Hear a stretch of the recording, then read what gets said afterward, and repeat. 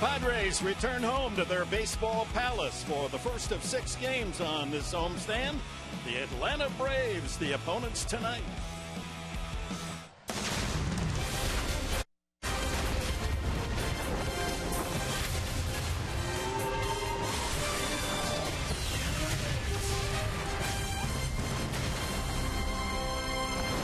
And look who's starting at shortstop this evening.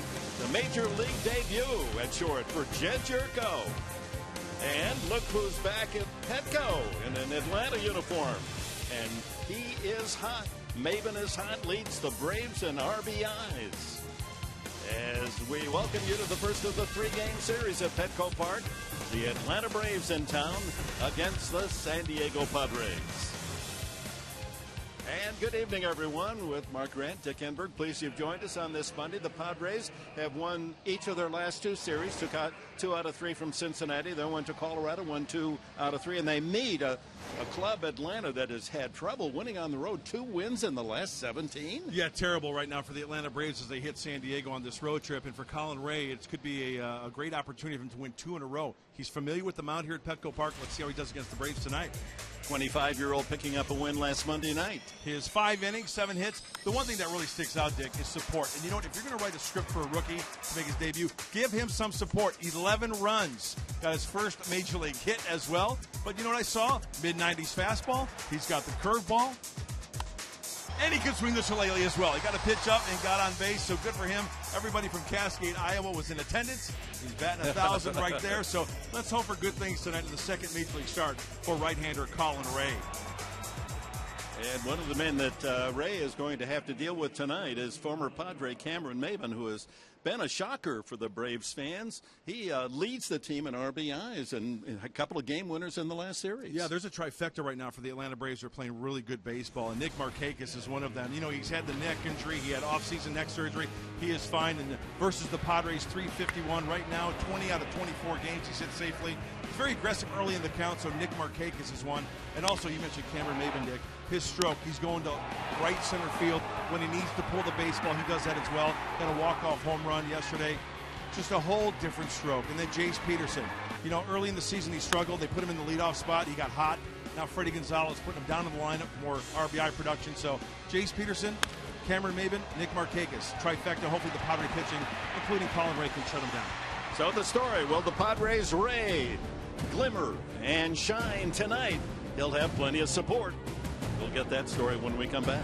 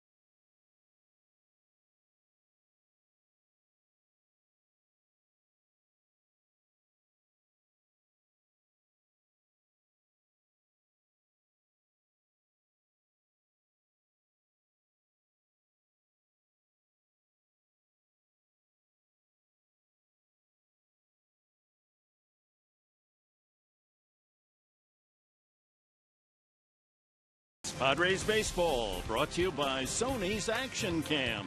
Prove yourself. By Petco, what we feed them matters.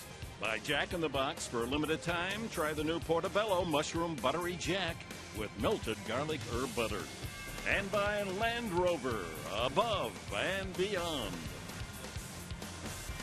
Welcome back to San Diego. Game one between the Padres and the Braves, and Colin Ray making his second professional start here in the major leagues, and maybe he can take a sigh of relief now. He got the first one out of the way. The 70-plus family members are now all watching back home in Cascade, Iowa. I talked with Padres ace James Shields about what he saw from him in that first start and the improvements he can still make tonight. What I saw from him is the fact he held his composure and you know, he didn't let the nerves get to the best of him. And you know, I remember, you know, everyone remembers their first time, you know, pitching or playing or whatever, and you know, he did a great job in holding them at bay. I would say just get ahead. I know last game there was times where I was behind in the count, and that's when they took advantage. So that's going to be my goal this time, is just get ahead. There are a few from Iowa still here. His wife and his brother here to watch as he makes his second major league start. Well, coming up, Matt Kemp trying to go for 10 on a hot streak so far, trying to 10 games in a row with a hit. Can he bring that power we saw in Colorado back here to San Diego? First pitch coming up against the Braves when we come back on Fox Sports San Diego.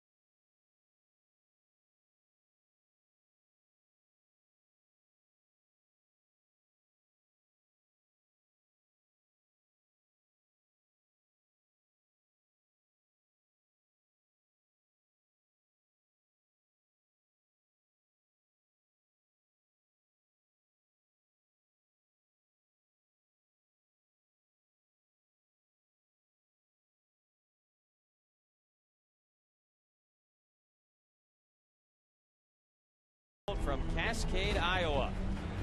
He's obviously an athlete. And how about the knock? I mean, I love that. That's career strikeout number 1 for Colin Ray. All good for Colin Ray. So game number 2, Colin Ray, the 12th round draft pick by the Padres 4 years ago. Stands tall. He's 6'5" and 220 pounds. And here's the Braves lineup, brought to you by Hyundai. And you need a scorecard to recognize these Braves. A total upheaval of their roster. Michael Bourne, acquired just a week or so ago, leads it off. Then Cameron Maybin. Nick Markakis has been solid, has the best batting average. A.J. Pierzynski on a hitting streak. Adonis Garcia, the Cuban, at third base. Jace Peterson, former Padre, at second. Then Nick Swisher, newly acquired. And Drelton Simmons with that Gold Glove at short. And then Williams Perez. And Bourne, ideal leadoff man, big base stealer. He's 2 for 21 since joining Atlanta, and we're underway. And the first pitch is in there for a strike. Freddie Gonzalez, 51 years of age, native of Havana, Cuba. His 5th year as the head man in Atlanta, replacing Bobby Cox.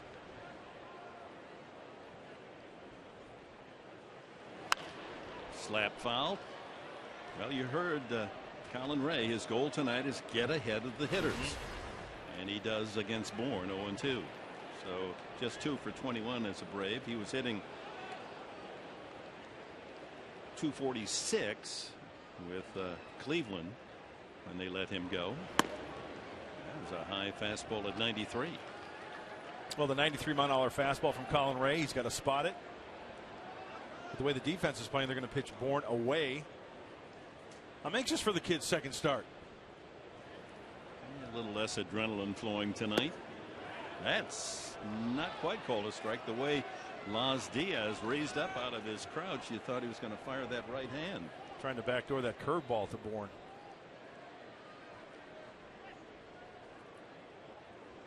They play him shallow and toward left field. And another miss. So he's gone 0-2 to full count.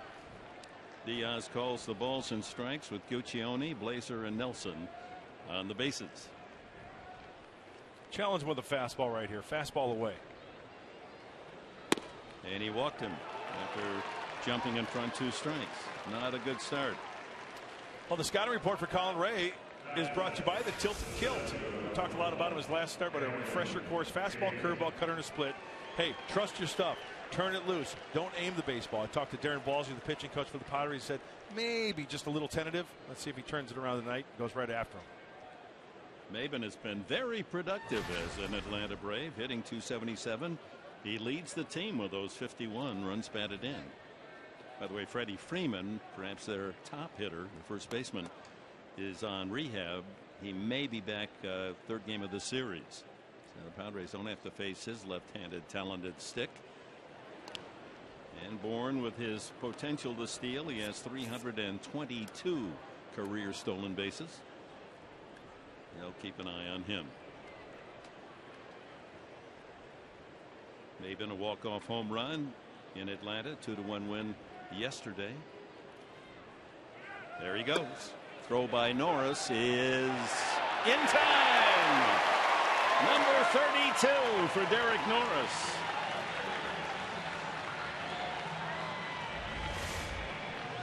Don't you know that you're messing with the wrong guy? Even though it's a short hop right onto the first base side, Jed Jerko into the glove, gets him before his foot gets on the bag. Freddie Gonzalez is staying put in that dugout. Way to go, Derek Norris. Leads the majors with 32 thrown out trying to steal.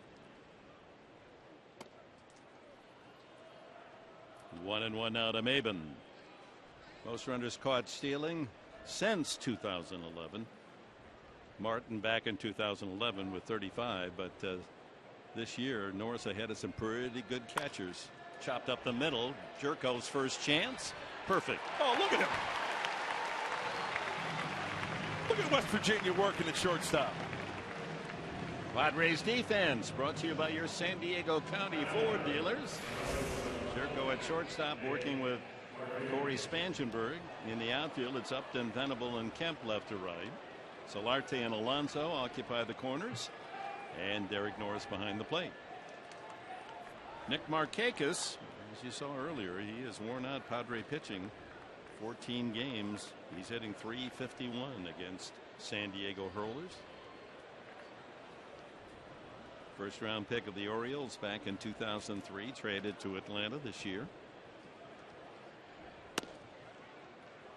For a number 3 hitter, not much power. In fact, he has only 2 home runs, but he'll wear you out with doubles.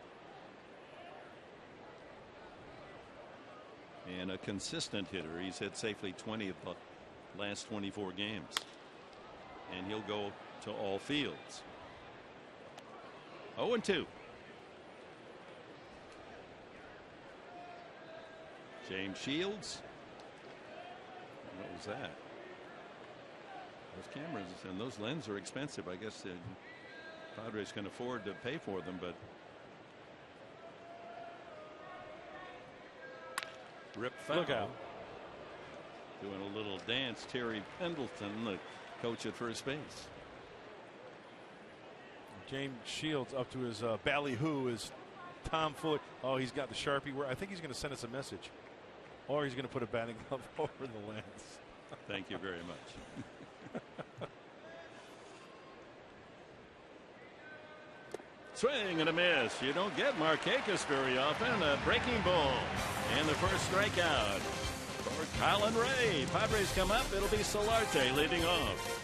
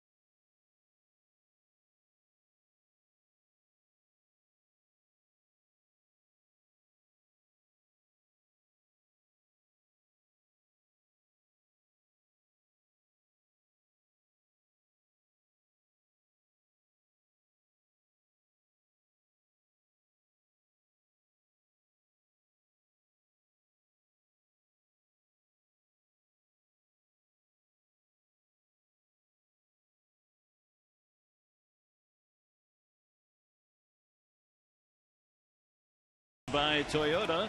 Solarte leads it off. Corey Spangenberg at second, hit second. Then Matt Kemp, been on quite a hitting tear, including that cycle. Justin Upton, Yonder Alonso, Jed Jerko at shortstop hitting sixth. Then Derek Norris, who won the Hard and Hustle Award, received that before the game tonight. Will Venable bats eighth, and then Ray, the pitcher, against Williams Perez, the 24-year-old from Venezuela. Yeah, the right-hander sports a fastball, changeup, curveball, kind of a short armor. He really relies on that sinker, get some ground balls. If his infielders are busy tonight, that means he's on his game. But he can be erratic with the walks. Got to be patient.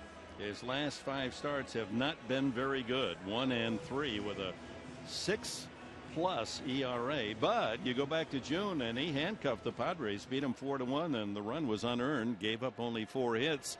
Let's see if the Padres can figure him out tonight. Solarte starts it, 3 hits shy of 100.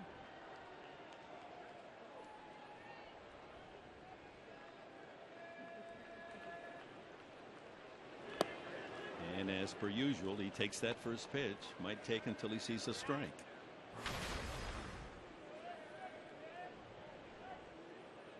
Well, Perez has got one of those sinkers. If it starts low, leave it go. It's going to be a ball. Drive to center field. That chases Bourne back a few steps and 1 away. And the Braves defense is brought to you by Renovation Realty. They've been out in center field making that last play.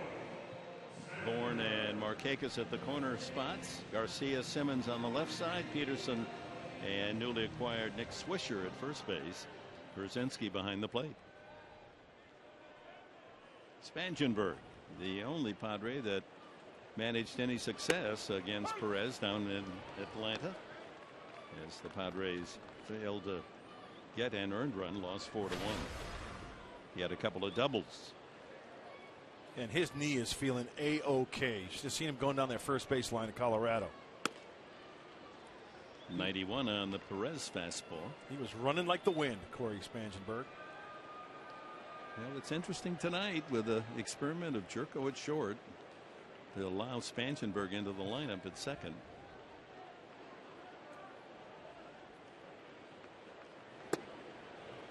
Over but low, 2-1.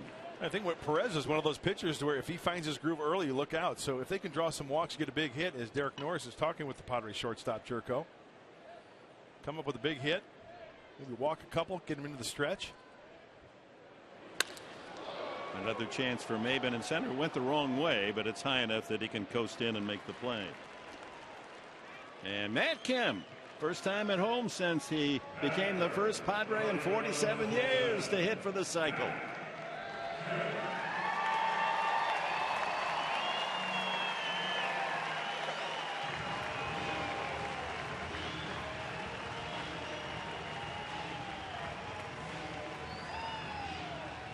So in his first season in San Diego, Kemp has made Padres history. And dramatically so in his last at bat in the 9th inning, getting the toughest of all hits in that cycle, the triple. Takes strike one.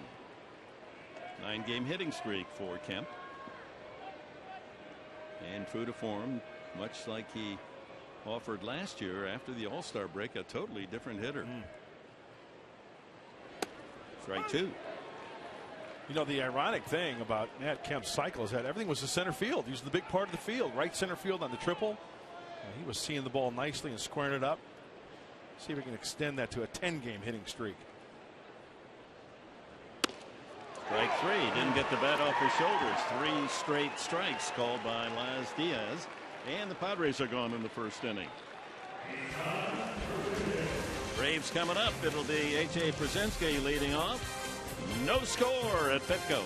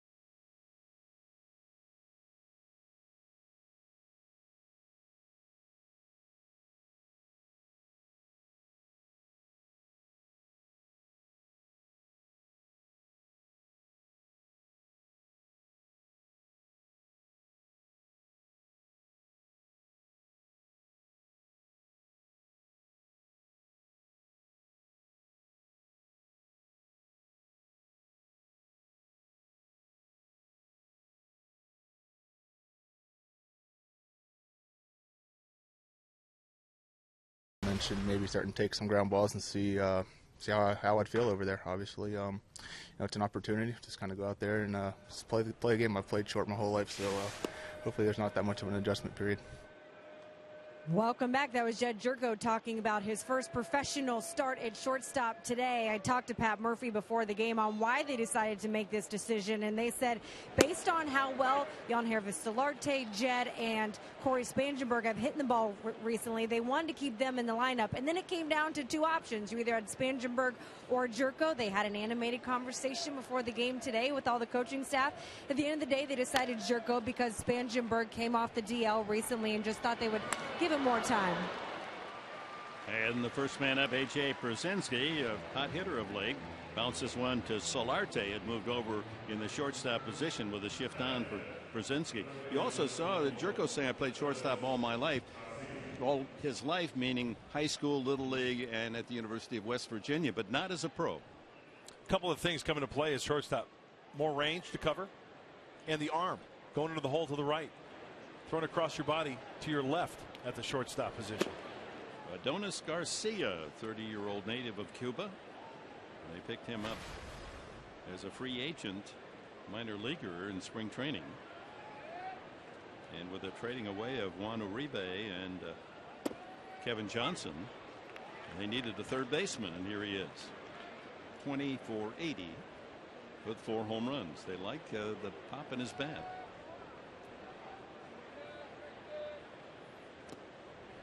And he drilled a couple of line drives into the lower deck in batting practice that jumped out of here in a hurry. I think he's one of those hitters to where you can expand the strike zone once you get ahead. Hitters count here. He's going to look for the fastball. Does Colin Ray have the confidence to maybe throw a changeup? Does he have the confidence to throw the curveball? Better locate a fastball. He hits the outside corner, gets the call from Diaz. 2-2. Good two-seam action on that comeback two-seamer on the outside part of the plate. Stay on top of it. See the two-seam action. It comes back just a little bit. Nice frame job by Derek Norris. High drive to center field. He got a lot of that one. Venable going back near the warning track and makes the catch. Out in front of the breaking ball just a little bit.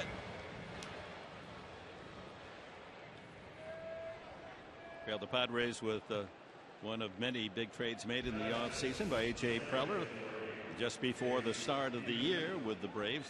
Padres acquiring Craig Kimbrell, ace reliever, along with Melvin Upton Jr. And the Padres then sent Maben Quinton, Matt Whistler, the young right-hander. We're going to see him tomorrow night. And Jordan Perovic to the Braves, also a 41st overall selection in the June draft this year. Jace Peterson. He was involved in a different trade in the offseason. The Justin Upton deal. Hitting just 245, but he's knocked in 49 runs. Maben is #1 on the team, and Peterson 2, and knocking in runs. And between them, they've driven in 100. Sometimes Jace Peterson get in pull mode, and that's when he runs into trouble a little bit. Outfield playing him to go the opposite way. Infield playing to pull. Struggled early in the year. Freddie Gonzalez then put him in the leadoff spot. Caught fire. And then by catching fire, put him down in the lineup for more RBI opportunities. 1-2. When we were in Atlanta for that 4-game series that split 2-2, Peterson was hitting 1 and Maben 2 in the Braves lineup. And now in the 6th slot. Steal your base. Gritty guy. I mean, he plays like a football player, which he was at McNeese State.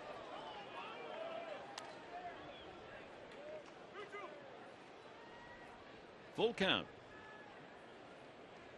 Second 3-ball count by Colin Ray. He walked Bourne to lead off the game.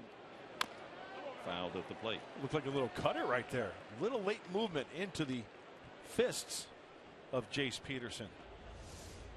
Watch it out there. The ball just cuts a little bit. Just the tiniest amount. That looked like it had 4-seam grip to it rather than 2-seam grip. He delivered that down the middle, and that's on the inside corner. Strike 3. Couple of strikeouts for Colin Ray. He ended the first inning striking out Markakis. Justin Upton will lead it off to the Padres in their half of the second.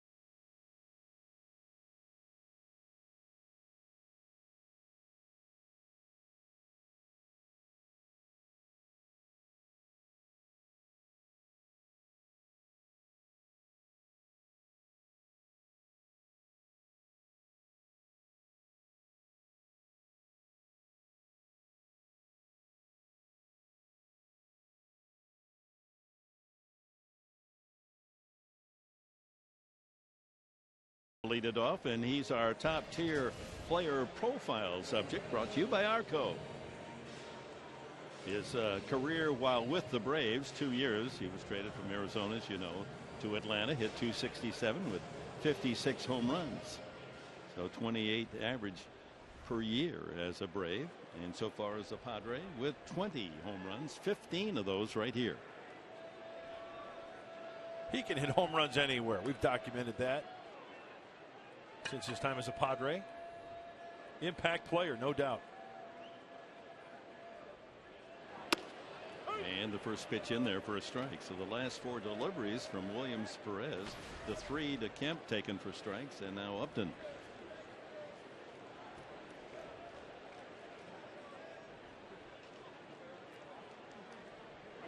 Ground ball into right field for a base hit. First base hit of the night belongs to Justin Upton.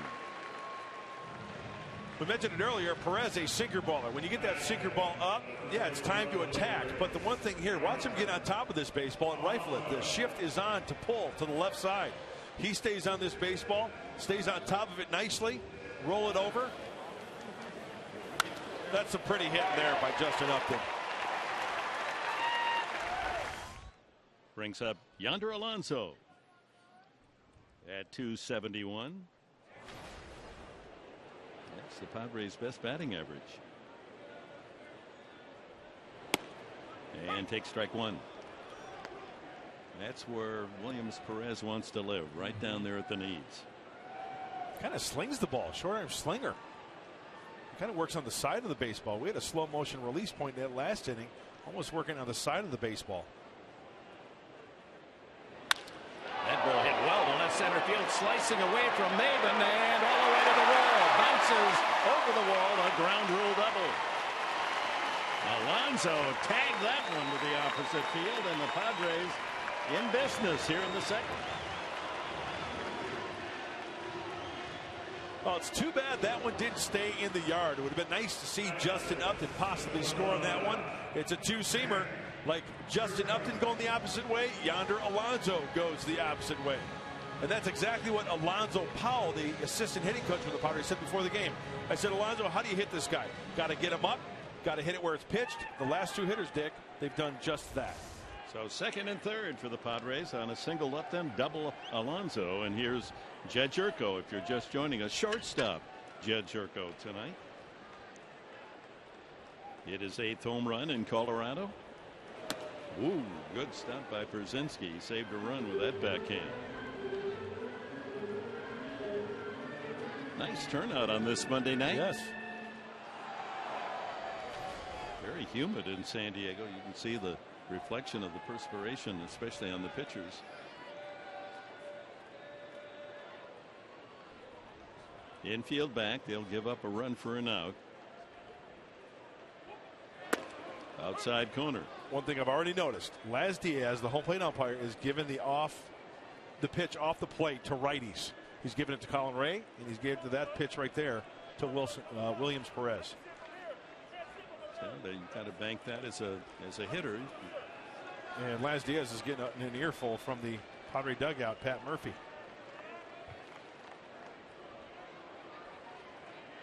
If he's going to call him both ways, that's fine. That's right, and so far, so good. Yep. And there's a breaking ball outside, and Jerko chases.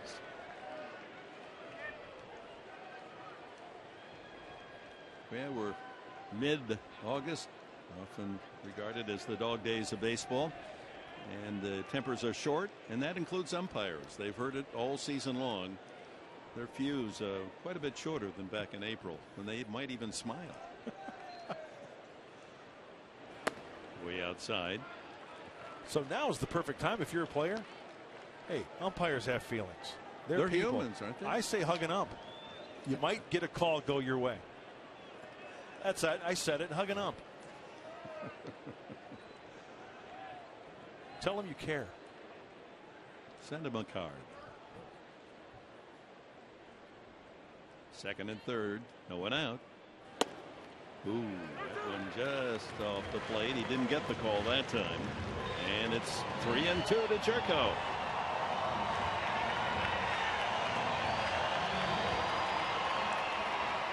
Derek Norris on deck.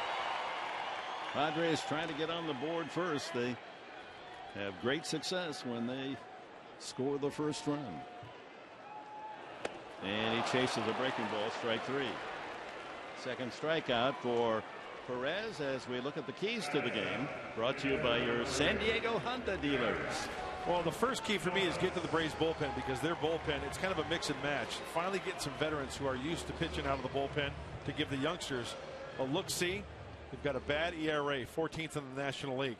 And take a walk. Get Perez in the stretch. He can get erratic. Get a couple walks, you get a big hit. Next thing you know, you put up a crooked number. He was able to get Jerko to swing at ball 4. So 1 away. Derek Norris in the pregame ceremonies. Infield remains back, and there's that breaking ball again. Strike 1. Each team voting on their Heart and Hustle Award, and that speaks for itself. It's a player that really gives you all he's got, and certainly that's been one of the trademarks of Norris since donning that Padres uniform. And then in New York after the season, there'll be a Major League Baseball #1 Heart and Hustle winner. And what makes the award all the more important, it's voted on by his teammates. Norris with 53 runs batted in, 3rd on the team behind Kemp and Upton. Chance to pick up a couple here.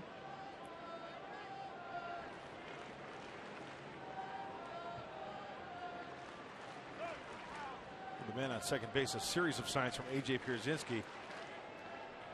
Some shaking off. Already working up a lather. Look at the two-tone logo on that jersey from Perez. It's hot. It's humid tonight. It's Atlanta weather.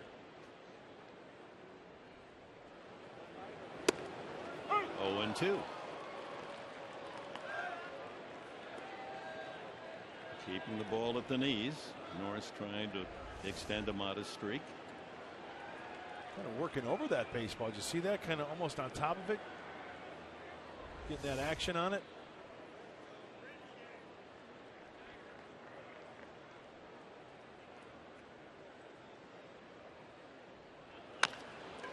To get the run home. It might be a base hit. There he goes. Hustling and a base hit.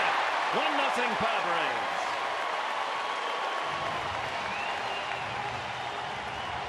A swinging bunt RBI single for Derek Norris right on cue.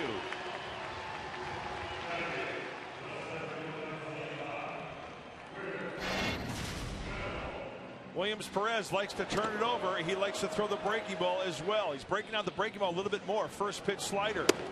That two-seamer catches it. Now Derek Norris has got some work to do. We've seen him battle this year. It's a work killer. And that's what happens when you have a sinker baller. Derek Norris is always hustling down the line, giving you 90 feet. You're going to get those infield singles like that when you have a sinker ball like that, because you'll top the baseball and it works to the Padres' advantage. Not many catchers in the big leagues have the wheels of Derek Norris to get that base hit. So 1st and 3rd, 1 out to Will Venable. And a good stop, and there goes Norris to second base as Pierzynski kept the ball in front of him, but alertly Norris, soon as he saw that ball clear of home plate, takes the extra base on the wild pitch. Great secondary lead. Watch Norris. Shuffle, shuffle, ball in the dirt. Gotta go. That's smart base running. Recognition. As soon as you see daylight, take that 90 feet. Take it, I tell you. It takes the double play away from Atlanta. We'll see whether or not it takes the bat away from Will Venable. First base open, pitcher next. 2-0. Be surprising if they let Venable hit. Freddie Gonzalez has sent out the message to his catcher Pierzynski. But he does pitch to him, and he pays the price. 1 run scores. Here comes Norris, and he is safe. Oh my! The Padres with a 3 spot here in the 2nd. Quite a throw from Markakis. And Freddie Gonzalez may elect to challenge that call. Alonso, and Norris scoring on the play. First of all, I'm surprised they pitched to him. Now Markakis with the throw. There's the lane. Boy, you know what? He dropped the ball. He never had it. And Derek Norris, watch his left hand. He slides. He slaps home plate there. And on contact with the head. Hey, you don't mess with Derek Norris' head. The ball's afraid of Derek Norris' head. With a mask or without a mask. That's a great shot. His hand touches home plate. Yeah, you saw Brzezinski go back and tag him again, hoping that Norris had missed home plate. He did not, and Will Venable delivers that 2-run single. And boosts his RBI count to 30 on the year. So a 3-run second inning for the Padres. Against a man they did not score an earned run in 7 innings in Atlanta. And Colin Ray with a big swing. You know, a couple of things this inning. Derek Norris, the secondary lead, wild pitch off the second base. Glenn Hoffman, knowing the arms of the outfielders, even with Nick Markakis out there, challenging that arm, putting the pressure on him, gave him the green light to the Padres catcher. And the throw to the plate, Venable goes to second. 2-1 now to Ray.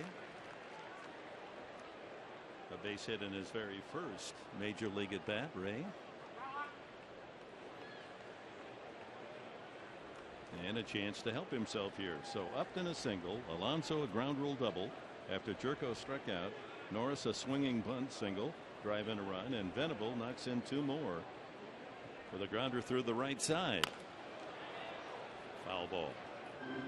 Chris Budden, what do you have for us? We'll talk about Derek Norris proving why he won the Heart and Hustle Award when he received it earlier today. I spoke with him about it, and he said as he read more about the award, he had more and more appreciation for it. And he said, to be quite honest, it's just the only way that I know how to play the game, and that was very evident this inning. Yeah, that's really appropriate, isn't it, that he should win that beautiful plate that will honor his heart and hustle.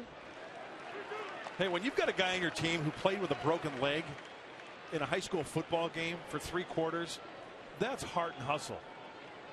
And it was a compound fracture, and he lost 2 pints of blood in the process. I'm kidding. But he played 3 quarters with a broken leg in football in high school. He's amazing. Ray, ball 4. Well, good at bat for Colin Ray, and with 1 out, the Padres have this inning continuing, and back to the top of the order in Jan Solarte, and pitching coach Roger McDowell jogs out to the mound. This is one of the keys I was talking about. Be patient at the plate. Williams Perez can get a little wild, and when you walk the pitcher, oh, you start getting his head a little bit. Hopefully a big hit is in store for Jan Solarte. We see that visit. We check the scoreboard, and it's quite a series opening tonight in St. Louis. The Giants and the Cardinals, and they're playing just what you would expect, a tight 1-run game. St. Louis leading late 2-1. A little cheerleading there from Andrews and Simmons for Perez. Solarte lined out to center fielder Maben his first time. And he is at his best when there's ducks on the pond. Venable at second, the pitcher Ray at first. A long inning for Williams Perez.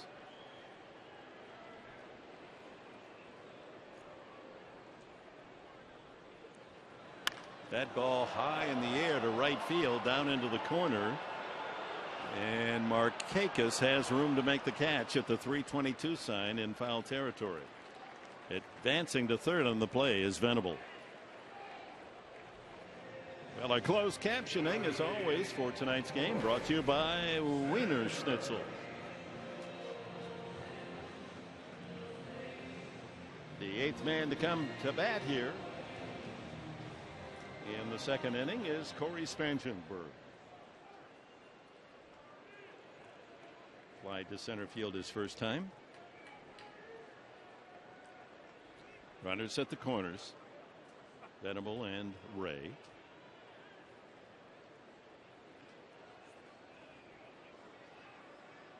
And with a low ball pitcher, Venable ready to scoot if that ball gets away from Brzezinski. A swing and a miss changeup.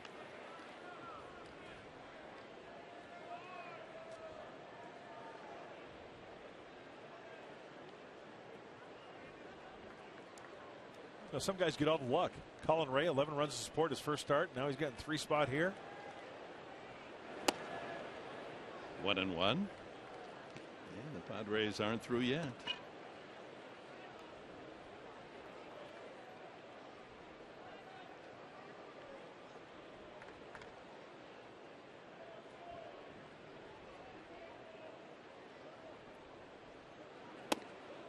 Two balls and a strike. Now he doesn't give the inside pitch, but he has been generous. Plate umpire Diaz on the outside pitch.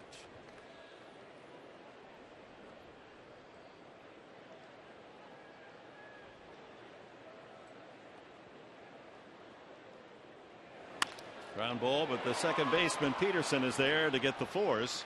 And the Padres will settle for 3 on 4 hits. And the legs of Derek Norris. One beat out an infield hit and an RBI, and then score all the way from second base on a close play on the base hit by Venable. It's 3-0 Padres.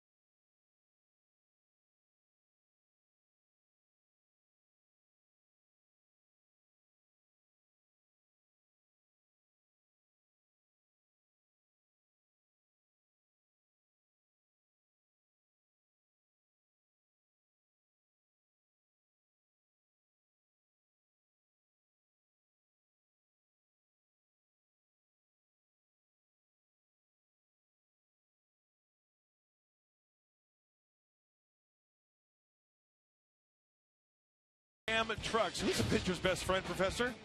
The double play, right? You bet. Well, his major league debut, watch Colin Ray. Joey Votto and the Reds are until last Tuesday. He snags it. Now watch him spin and throw. The ball's hit hard, so he's got time. Now what's the second part? View your infielder coming the bag. Lead him like a receiver. A perfect strike to second base for the 1-6-3 double play for Colin Ray. Not only a double play, but to erase Joey Votto, who's one of the top hitters since the All-Star break. And that really was key to his success, getting out of that first inning. Most certainly was. Well, he's got a 3-run cushion as he goes to work here in the third. Nick Swisher, then Andrelton Simmons, and the pitcher Perez against Colin Ray, who's gone through the first 2 innings without a base hit, 1 walk, and a couple of strikeouts. Swisher from Cleveland, and just a handful of at-bats. He's 2 for 18, the veteran. Takes ball 1. It's his 12th major league season for Swisher. He was hitting only 198 with Cleveland. Yeah, big void when Freddie Freeman, the first baseman for the Braves, went down. Big left-handed bat in that lineup.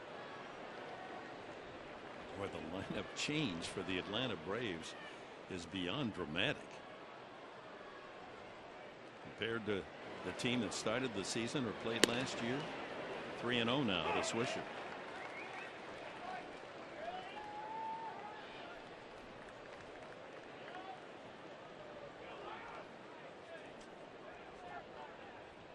No, it's 2 balls and a strike.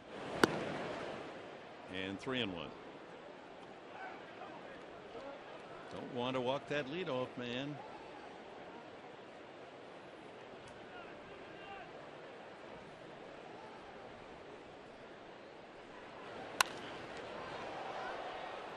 See, everything is away to Swisher. The outfield is playing to go that way. Just trying to pepper. Even if you get out or third, give him left field.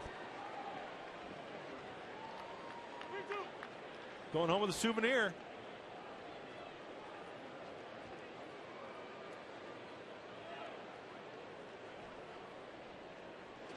Back to the mound. We know he can field his position, and there's one away. There you go.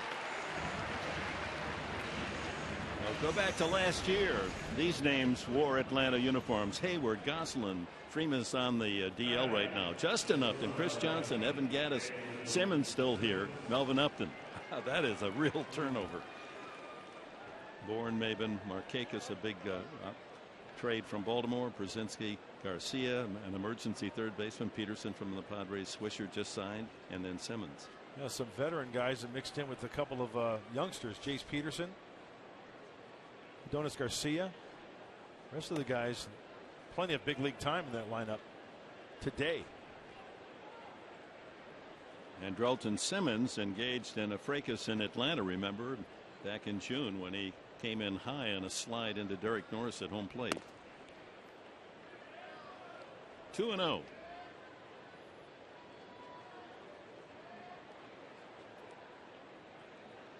Beautiful night, a little humid for our normal conditions.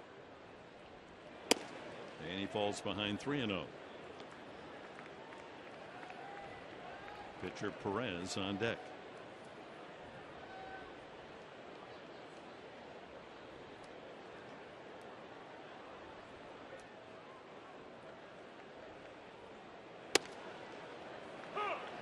Throw him another one.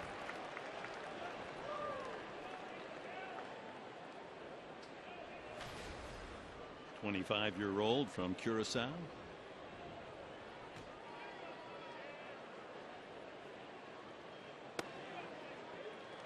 Full count. A couple of 92-mile-an-hour fastballs. Again. Challenge him. Outfield swung around the opposite way. A little bit to right center. I say breaking ball here. What do I know about hockey? That is just what you said, and it's a ground ball through the hole into left field. That's the first Atlanta Brave hit as Simmons finds the 5.5 hole. Hit it perfectly, and you know what? He challenged him. Make him earn his way on. One hopper, two hopper. Even if Jed Jerko gets to that one, there's no way they're going to get Simmons at first base. I'd rather see him give up an infield two hopper like that to the outfield than walk him. So Perez up, and the Padres look for the sacrifice. Perez 2 for 17 hitting this year. Solarte draws in on the grass at third. Alonso, of course, holding on the runner, and then he'll charge. Bunted in the air, foul.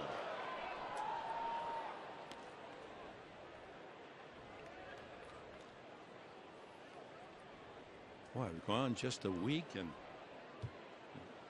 Rivers signs a long contract with the Chargers. Yes. And the kids at Sweetwater win the West. They're on their way to the Little League World Series. Kemp hits for the cycle. Yeah, way to lie him off. They didn't have a no-hitter, too, did they? No, not yet. Alonso, he thought about it. Might have had to play at second base, but gets the sure out. And with two away, Simmons moves into scoring position. Time now for you to tweet your strongest fan photo. You got to use the hashtag, though, folks. Hashtag SD Data Strong Fan. You just might find yourself in an upcoming broadcast. Have some fun with it. It's brought to you by our good friends at T-Mobile. Over the skyline of our fine city, and slice of moon to look down on the action.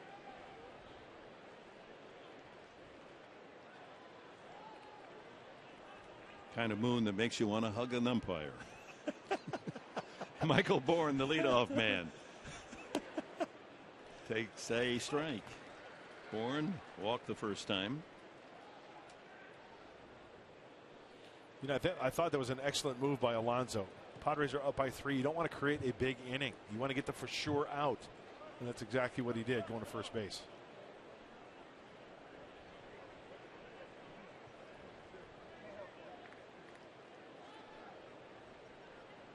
2 away.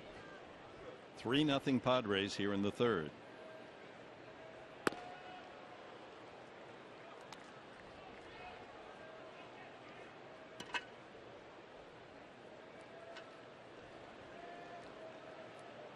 Slap hitter. They swing around the outfield to left. Big hole in right center.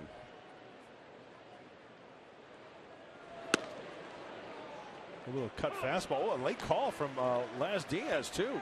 1-2. This is a cut fastball. See that rotation just moving around it a little bit. And then good framing by Norris.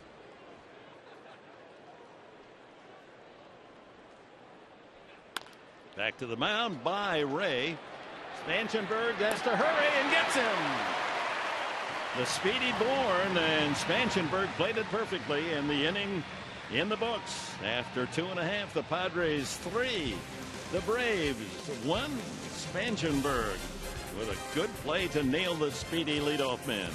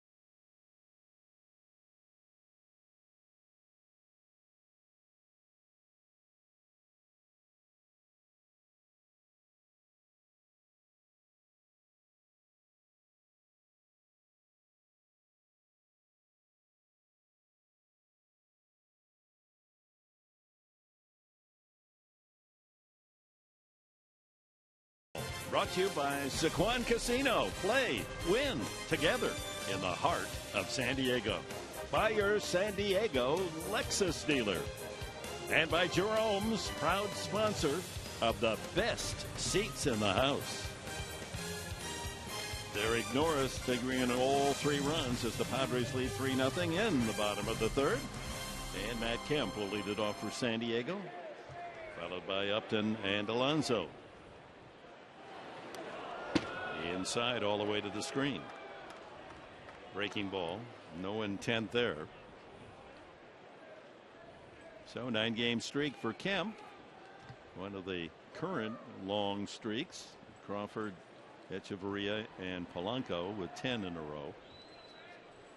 Crawford having some season with the Giants. I mean, we've always admired his shortstop play. He's got 19 homers. with the glove and the wood.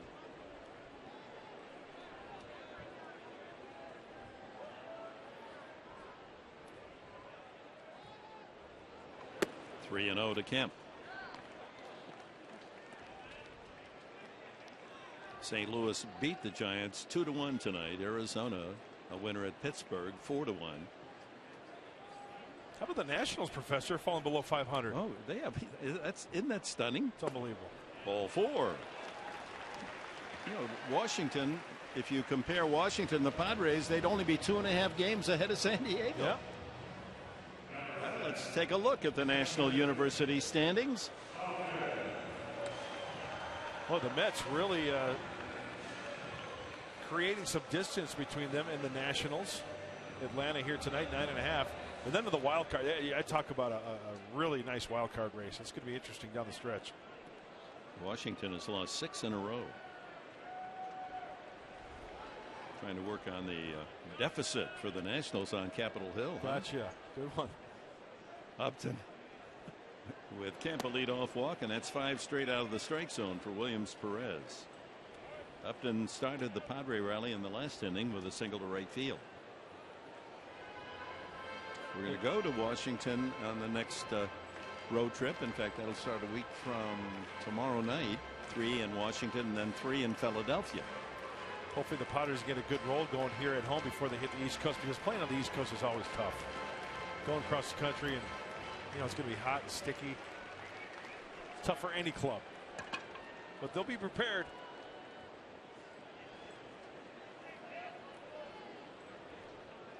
Trying to build on their 3-0 advantage here in the third. Well, tomorrow night, fans, 6:30 our TV time here on Fox Sports San Diego. It'll be James Shields trying to win that elusive 9th victory of the year against Matt Whistler, one of the top minor league prospects that the Padres traded to Atlanta. And he's done well. He's 5-2. And it's going to be our bullpen show. We're going to. There's young Whistler. Yeah, good arm for the Atlanta Braves in the trade there. We'll focus on the bullpen. We're going to have some special guests. Talk about what goes on in the bullpen. That fraternity down there.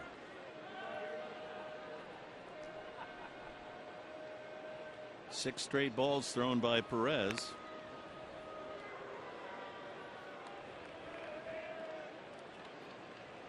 I understand J-Lu, our producer, actually has gone out into farm countries trying to get a nice bowl to put it just the spirit of what we're going to do tomorrow night. The bullpen. I get you. Swing and a foul ball past third.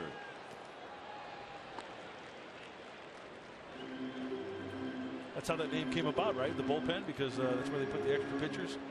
Well, as I remember it, and this may not be accurate, but the Durham Bulls in the old Carolina League, and of course they still exist, the Durham Bulls, that they had a big bowl and they board right near where the pitchers warmed up. Right. So they started calling it the bullpen. 2-1. 3 balls and a strike as Perez working very carefully to the men in the middle of the lineup. Kemp did not see a strike, and Upton only won. 3-1 the count, with Alonso waiting his turn.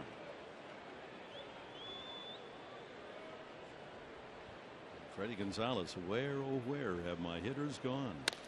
Ground ball into left field. So Upton goes through the right side first time up and drills that one through the left side. He's 2 for 2. Kemp stops at second.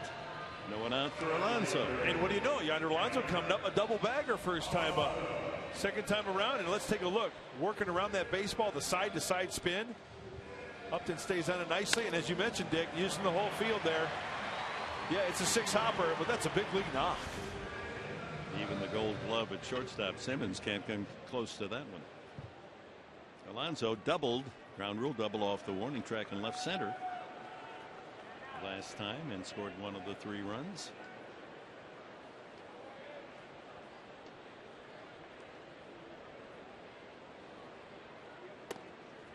Back. Don't get caught behind. A.J. Pierzynski thrown behind the runner now. A chance at a big inning. Not a big inning, a big inning. Oh, I got you. Yeah. Something that's huge. Huge. You haven't been using huge this year. Right? No. I'd like to use it more often. There you go. Nice patience. 2-0. So the first 3 batters in the inning, Perez has thrown only 2 strikes. And one of those was a single through the left side by Upton.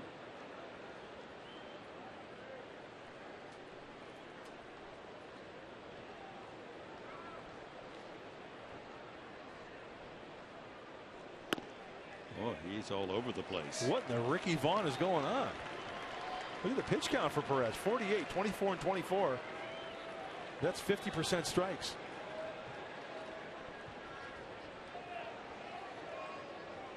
How do you make that abacus work so quickly to get that? Sharp as a bowling ball, Professor. Mathematical information. Yes, you don't get that on every telecast. Quick. Well, you can see the body language too, and that's a good thing for the Padres. He's struggling. He cannot find that release point, and what a better way for a big hit, possibly getting the pen. Yeah, they green light him 3-0, and he drives it high, but not far enough. Maben has room, tagging our both runners. Back to first base goes Upton, and on to third to Kemp, as Alonso flirted with a 3-run shot.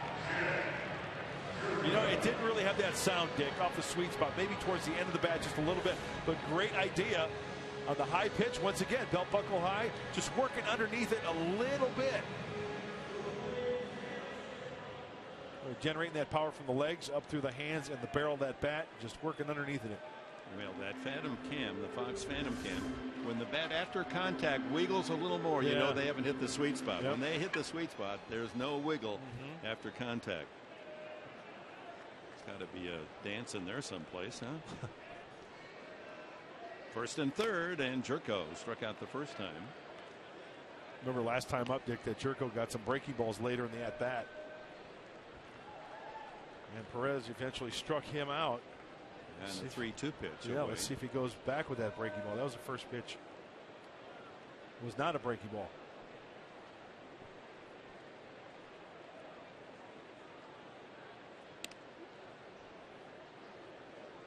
Upton leads the Padres with 18 stolen bases. A look in from left field.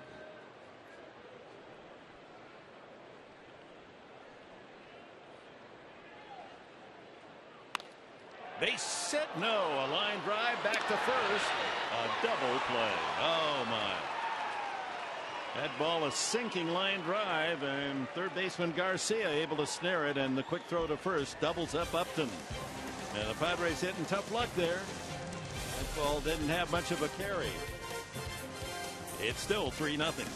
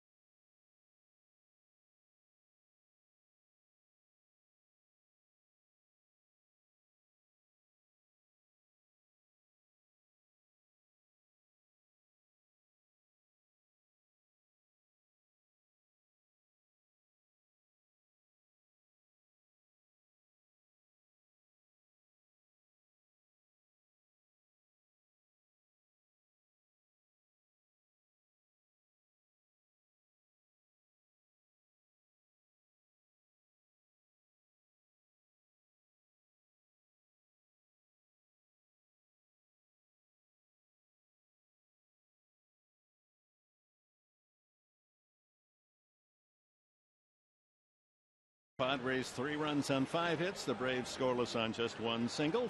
Tonight's game presented in HD by Sony. 4th inning. Maben, Markakis, and Brzezinski for Atlanta against Colin Ray. He's walked 1 and gave up the base hit to Simmons, a single to left. And Mark Sweeney joins us. How you doing? Good to see you guys. Good to see you back. Yeah, thank you. Great to be back. Good to see you, Lefty. I don't like just Always sitting good to home see watching games, you know. Although you did a great job. I mean, just the. So you're saying you don't watch the pregame show? Well, I watch that too. Postgame, I watch all the way to the end. Thank you very much. And then the replay after all the activities after the postgame. Were you in cahoots with Jesse Agler and Pick the Stick? Well, I got to give Jesse full credit. Oh, he's terrific. I mean, in fact, Duluth, they're talking about it. There's headlines in Duluth about it's a conspiracy. You've already been named Player of the Month. And I'm 0 for 2 tonight. Maben grounded to short his first time. Well, Mark Sweeney, as you look at Colin Ray's second time out, looks as comfortable as he did the first time out, don't you think? I thought you made a good point on the pregame show with that breaking ball, because you saw a little bit of inconsistency by that, and also tonight his cutter has really come into action, and I like that pitch because you give up on those, and if it's righty on lefty, it's really hard to stay inside that pitch. Well, this isn't the Cameron Maben that the Padres witnessed the last 3 years when he was here in San Diego. He's having a banner season. And there's an example. That ball is way back and far gone. Maben has just hit his 10th home run of the season. His swing is so much more compact, and that makes it a 3-1 ball game. Well, Dick, I thought you made a really good point of the shortness of his swing. That's exactly what I see. Because when he was in a Padre uniform, he had the leg kick problems, all of the issues with the longer swing and then the timing mechanisms. But today, short to the baseball. And when you do that, you buy yourself some time. And it was never a doubt how much power Cameron Maben had in the swing. It was the consistency. 98 miles an hour on contact. This is the Maben that the Tigers drafted first and the Marlins thought they would get when they traded for him, and the Padres the same. So Atlanta center fielder leading in RBIs with now 52. And coming back against his former teammates, you know that home run's all the more sweet. 387 feet they measure that. Balls hit the left field don't get the full distance, because when they land up high in the stands, you don't get the full carry that you might in right field. Markakis struck out swinging the first time, lifts that one to left. That's an easy play for Upton, and the first out. A.J. Pierzynski, Anthony John Pierzynski, thank you, the 38-year-old veteran.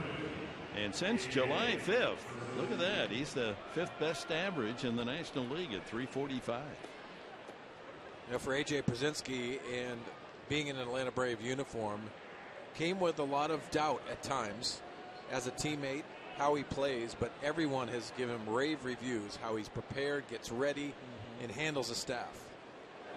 And with the shift on, going to try to bunt his way aboard. We talked about those numbers, but now one for his last 5 games for A.J. Pierzynski. So hopefully the Padres pitching staff can keep him cold. You know, the one thing I wanted to look at in this inning is after that home run, how Colin Ray reacts after giving up the solo shot. He's a third of the way there. Made a good pitch to Nick Markakis to pop him up. Going to bunt again. He's got Jerko playing closer to second than third. The only Padre on the left side of the infield. They stack it up on the right side.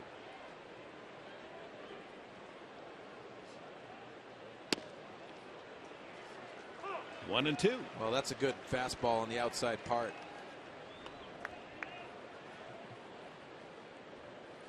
You know what else he's doing, Mark, tonight? You mentioned that cutter, that two-seamer, the lefty. He's bringing it in on the inner part of the plate. Line drive, right field corner, foul. He'll throw that two-seamer to straighten up like he did to Jace Peterson in the second inning. Well, there's the pitching arsenal, and a lot of fastballs like you talked about, Mark. The two-seamer, the cutter, the four-seamer. But you see the breaking ball and the changeup at times, and you have to set those pitches up with that fastball command, and he's at both sides tonight. Well away, 2 and 2. I think we've seen about consistently 92 on the fastball. See maybe a 93 or so.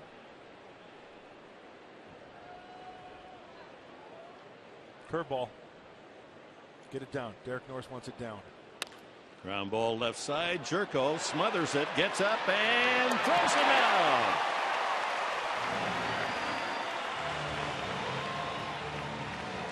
Well, let's go back to the breaking ball out of the hand of Colin Ray. He does his job. It was down. Pierzynski hits it on the ground. Now Jerko's got to get that first step to his left.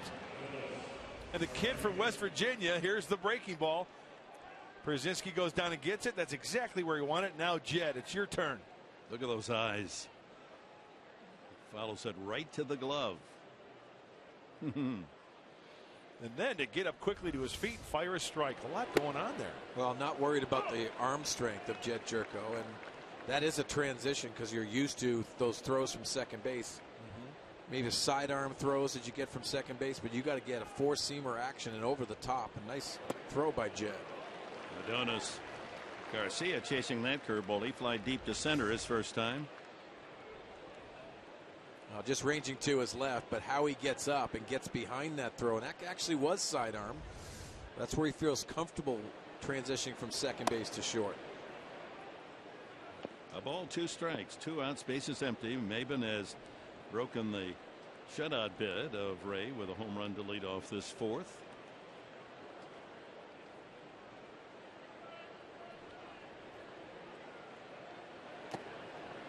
You know, for our viewers at home, if you ever get a chance on a big league field, go stand at shortstop. Mark, as I get older, that field starts to get bigger. It does. Have you ever stood out at shortstop and look how far of a throw it is at first base? That's a long throw. Yeah, and having to prep your arm as we take a look at that throw from shortstop from our left field camera, and the speed of the runners and how you have to adapt and the strength of your arm that you need to play a premier position as shortstop.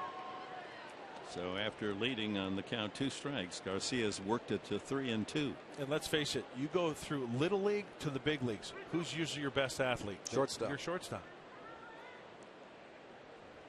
You know, they're invaluable when you get one that can field that position and all the demands and then hit as well. Swing and a miss, strike 3. A tailing fastball gets Garcia. Maben with a home run, his 10th of the year.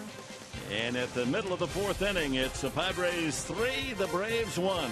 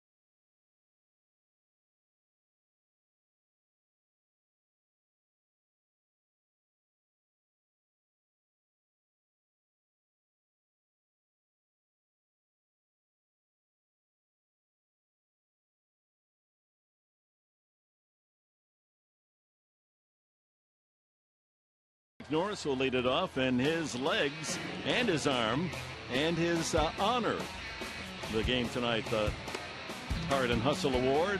Throws out his 32nd runner of the season and then uses those legs to beat out an infield hit and then scores from second base with not only speed, but look at this slide. Boom, just like he hit a banana peel. And very athletic all the way around for number 3. Derek Flores coming at you. So knocked in a run with a swinging bunt, scored another on the base hit by Venable, who will follow. And then the pitcher Ray.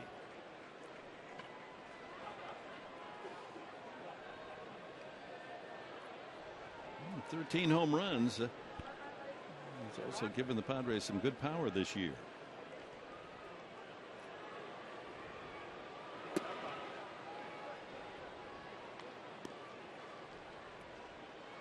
Three games tomorrow night. Shields against former Padre Matt Whistler, And on Wednesday, 12:30 game fans on Wednesday, it'll be Tyson Ross and Julio Teheran. And then a day off on Thursday, and Friday, Saturday, Sunday, the St. Louis Cardinals are here. They are always fun to see. Such a consistent winner. High fly ball. Shortstop Simmons backpedals out and called off by Bourne, the left fielder. One away. And that's a good job by Michael Bourne in communicating with Simmons, the shortstop. Shortstop goes out, pretends that he is going to end up making the grab, but the communication of the outfielder and being aggressive coming in. I smell instructional. Why not? We got used to that field out there. Did you know that? You do such a great job on those. Thanks. I mean, he lives and dies for the instructionals. See, he's got one already cooking for tomorrow. There's always room for learning. It's just a way of getting closer to Pomeranz.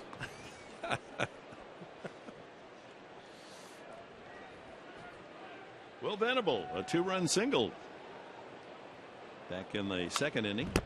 Good cut there. Yeah, that's a good swing on a mistake pitch. Elevated two-seamer, which that's what you want to do. They flatten out as they're elevated.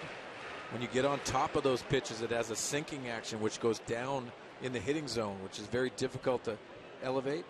That's the pitch you want the mistake on and fire at.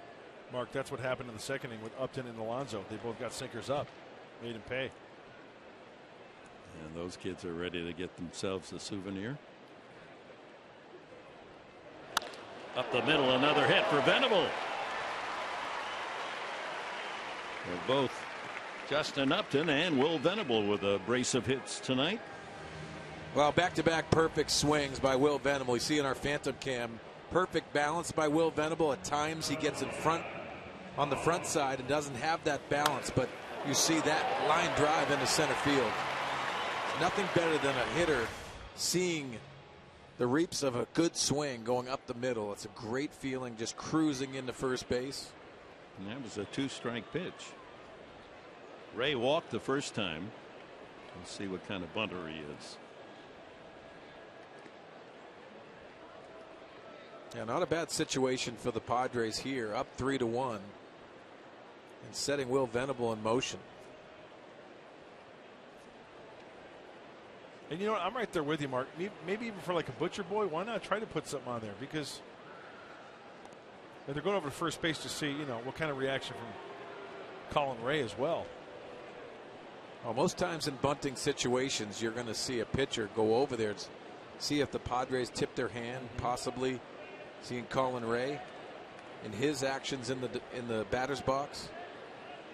Venable, a healthy lead. Fouled away. Kind of poked at it a little bit, it looks like.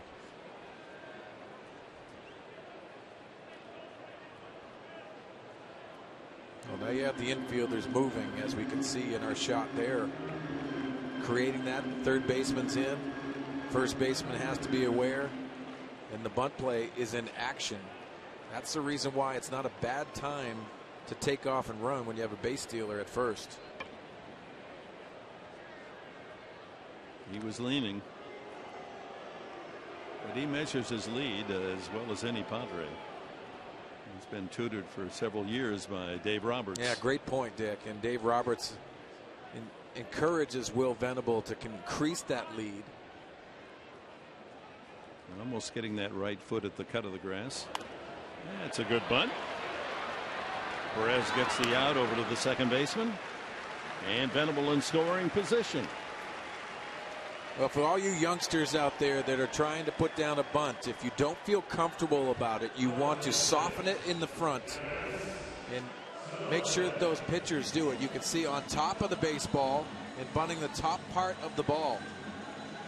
And I don't mind them bunting towards the pitcher because the pitcher has to deliver the pitch, then he becomes that infielder. That is a perfect executed bunt by Colin Ray. Peterson had to reach into foul territory to gather in the throw. So with 2 outs, a chance to add to the 3-1 lead. Solarte is lined to center and fouled to right.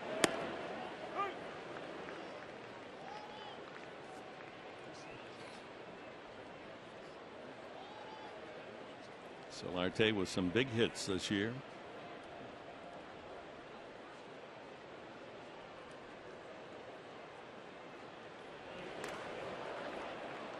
Changeup. You see A.J. Brzezinski 2 pitches ago. He's rubbing that side of his leg with the left-handed bat. You want to see what that pitch is. See that two-seamer action. He's just being aware of that right side of the infield.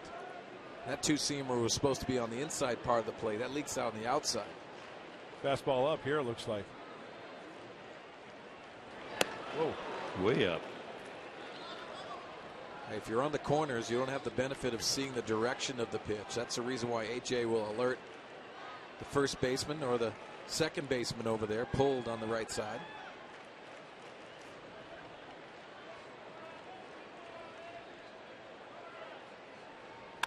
Ground ball right side, and Peterson with a good play denies Solarte. That goes through. The Padres have another run. We've completed 4 at Petco, and the home side leads by 2.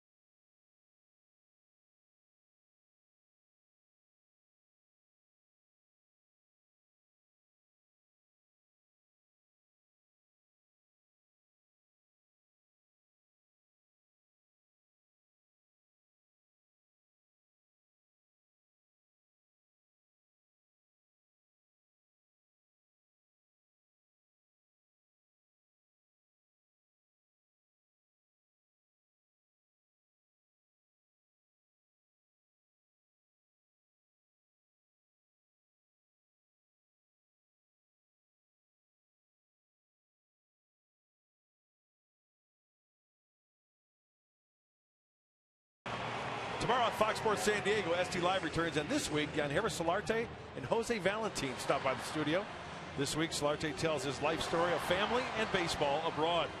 Tomorrow, after Padres Live, right here on Fox Sports San Diego. Mike Pomeranz does a great job on that show. Incredible.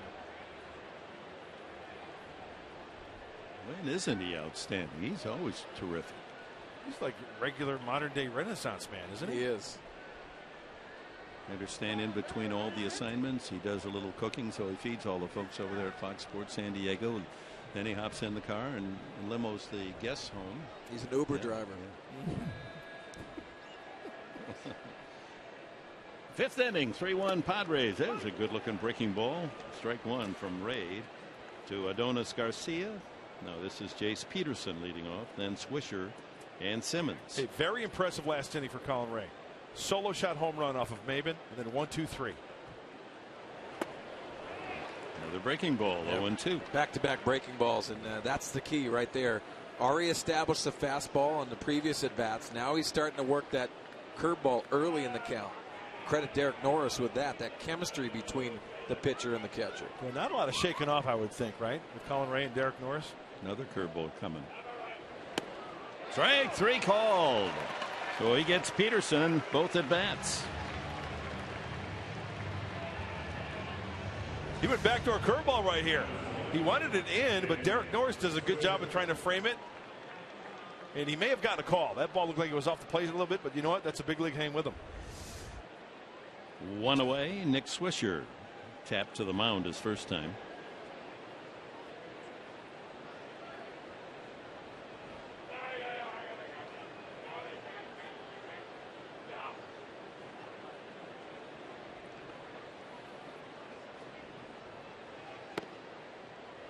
Well, we want to send off from all of us here at Fox Sports San Diego and the Padres organization our very best wishes to Red Sox manager John Farrell. Discovered that he has lymphoma. He's going to go to work on that rest of the season, leave the ball club. And knowing the fight and determination of Farrell, he'll beat that one as well. He's in good hands in Boston. They got some good doctors out there. Good man. 2-0 to Swisher. And a sharp shot to right field. One hopper to Kemp. The third Atlanta hit tonight. That'll bring up Andrelton Simmons. He has one of the three. A single his first time up. Well, you see the fastball grip, and it's a two-seamer going down.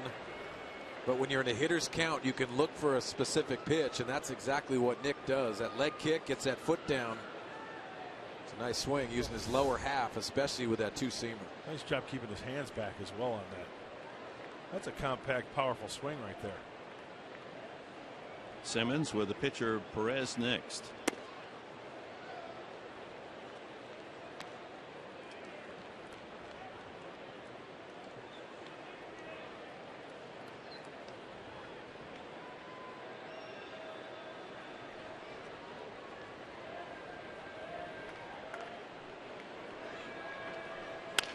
Ground ball to second. Spanshenberg wants to get the lead runner back to first. Not in time. Pretty good turn it there at second base by Jed Jerko on the feed from Corey Spanshenberg. Tough play. A long throw for Spanshenberg to get the double play. In fact, Jed Jerko, smooth operator around the bag. Let's check it out. Spin. Spanshenberg, where's the throw? Right at the bill of his cap. Gets out of the way. Kicks the bag for the force to avoid the slide. Pretty close. And you know, guys, before the game, Corey Spanshenberg and Jed Jerko really haven't worked together too much, but that's something you have to have a conversation about, where Jed Jerko would like to receive that ball and where he feels most comfortable. Perez sacrificed his first at bat.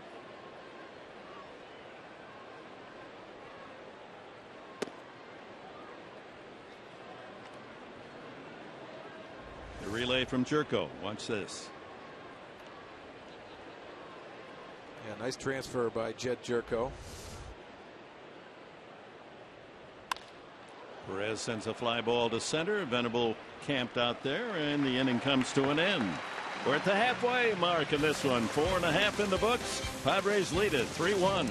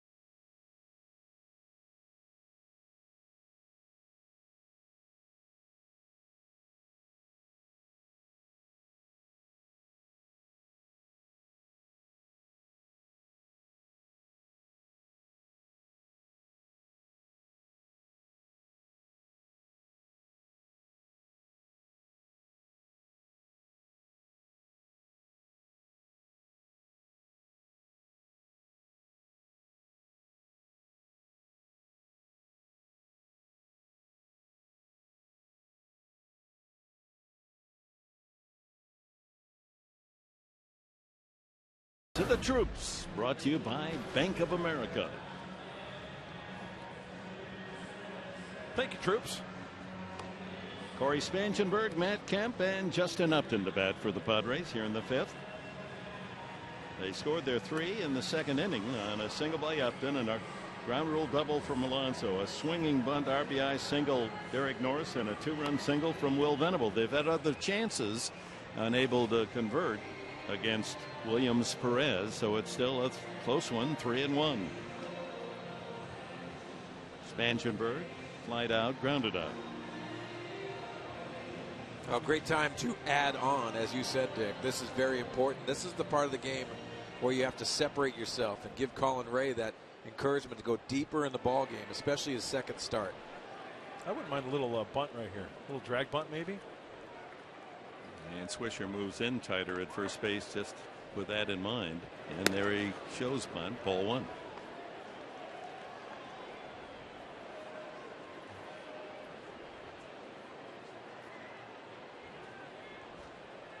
They're having fun here at Petco on this Monday night. That's a shocker. It's a Braves fan. He missed it. That's an error. And tomorrow night, Taco Tuesday now. Hey now. Love Taco Tuesday. So do I. And you know where I can find a fish taco? Fish taco, we can help you there. All over it.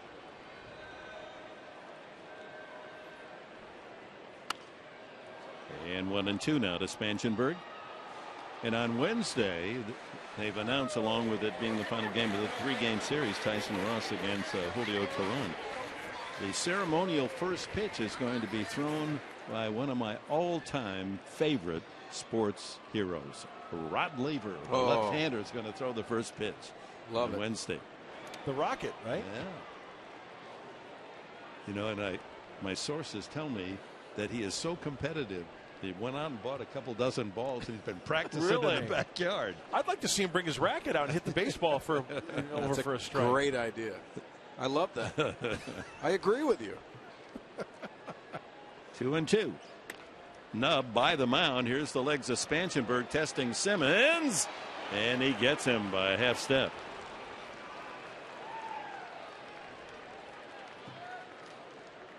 One away to Matt Kemp. Struck out and walked. Well, Anderson Simmons has been one of those guys to where over the course of the season that if you're hitting it in his range, you're hitting it to the wrong guy. He's just that good. Well, it's arm speed, and you can see coming in here the glove work, but the transfer, quick throw, and getting a lot on that. 24 years old. This young man changes the game from that premier position of shortstop. There, the last 3.5 years, he leads the National League in a defensive statistic, runs saved, way ahead of Jason Hayward, the former Brave. That is some serious range, and like you said, Mark Sweeney, the arm to go along with it. The .994 fielding percentage. Major League Baseball leader. He's not committed an error, coming in 177 chances. Only 3 on the year. He's won Gold Gloves each of the last 2 years. 2-1 to Kemp with Upton waiting his turn. Looking for a base hit, extend that streak to 10 games in a row.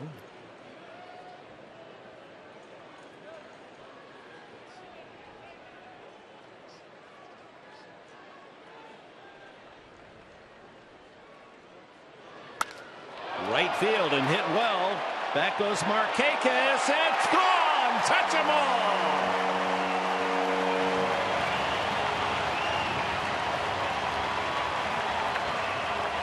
That'll extend the streak to 10.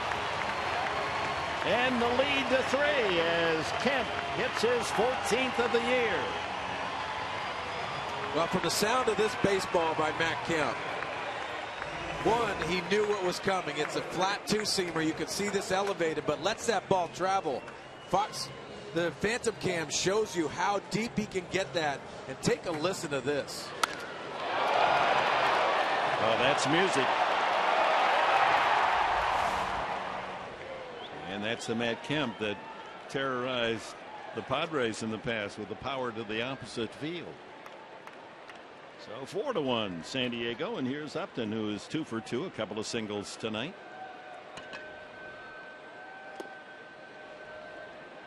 That swing looked so effortless. Ball just jumping off the barrel of the bat of Matt Kemp.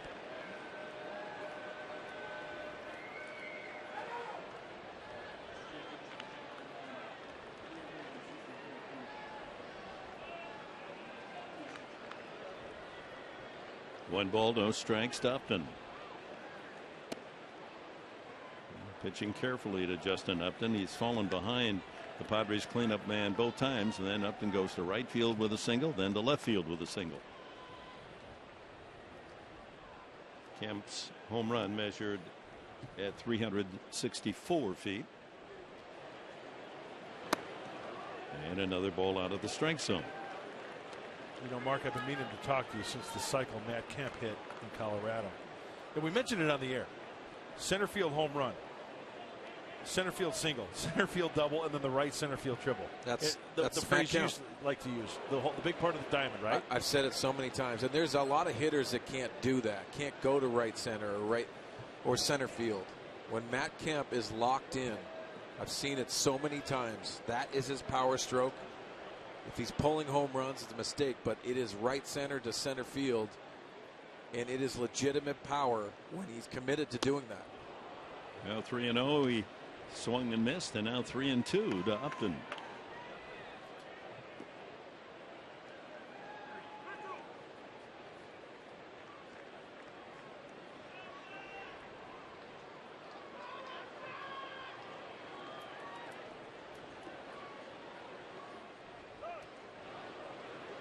Shaking off there, 3-2. Yeah, you're wondering if he has that two-seamer that Matt Kemp deposited in the right field seats in his mind.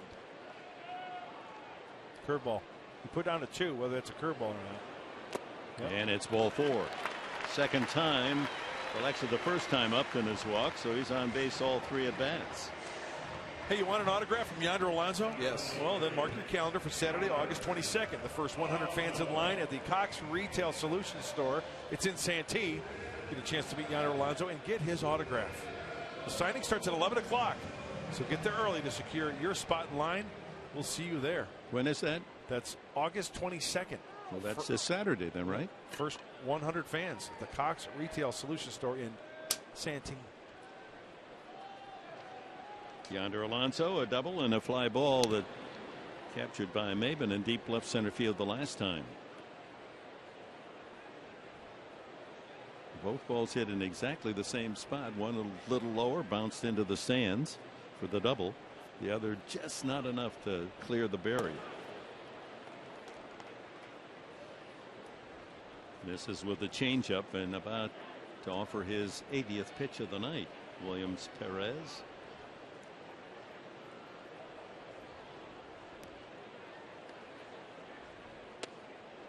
Ball 2. Another changeup. Upton bluffing as if he's going to steal on that last pitch. Yeah, Williams Perez, the ball strike ratio not good at all tonight. Very wild in the strike zone.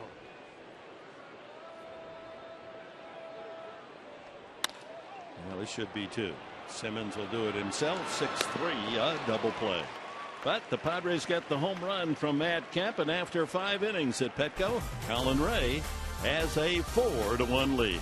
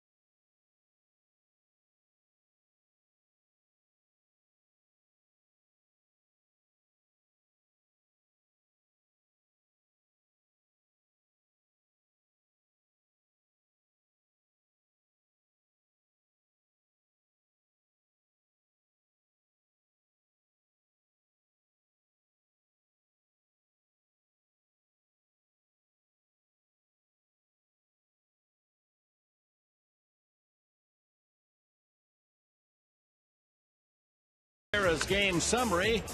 In the second inning, as Derek Norris driving in the first run with that swinging bunt, 1-0, and then Will Venable with runners at second and third scores 2 more with a great slide by Norris to elude the tag. In fact, Pierzynski unable to hold on to the ball, and the Padres led 3-0. Cameron Maybin comes back to Petco and delivers a home run, his 10th of the year, to make it 3-1, and Matt Kemp matches that home run with his 14th of the season, and that's where we stand, 4-1, as we head to the top of the 6th inning. Top of the order, Bourne, Maybin, and Markakis against Colin Ray, and he's being watched closely. That's his 76th pitch. And just in case, Bud Norris starts to throw in the Padre bullpen. Bourne has walked and grounded out. A good play made by Spanchenberg at second.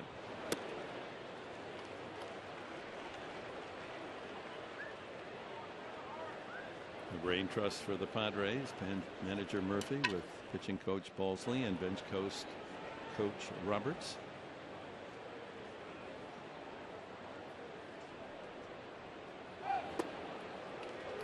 Goes to the changeup, and a good one. Yeah, and that was good arm speed on that one. And we, like you were talking about, Dick, now it's time to script the rest of the game as Mark Zepchinski joins Bud Norris. We got Markakis, a left-handed batter, coming up third in the inning. And what I mean about scripting the rest of the game, just trying to look forward, matchups that you're going to try to produce as you get into that pitch total.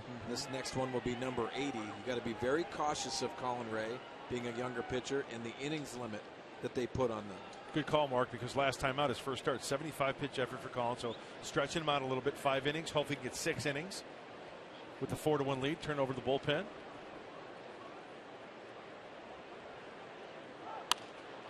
To the left side, 2 hops to Solarte, fires across for the out.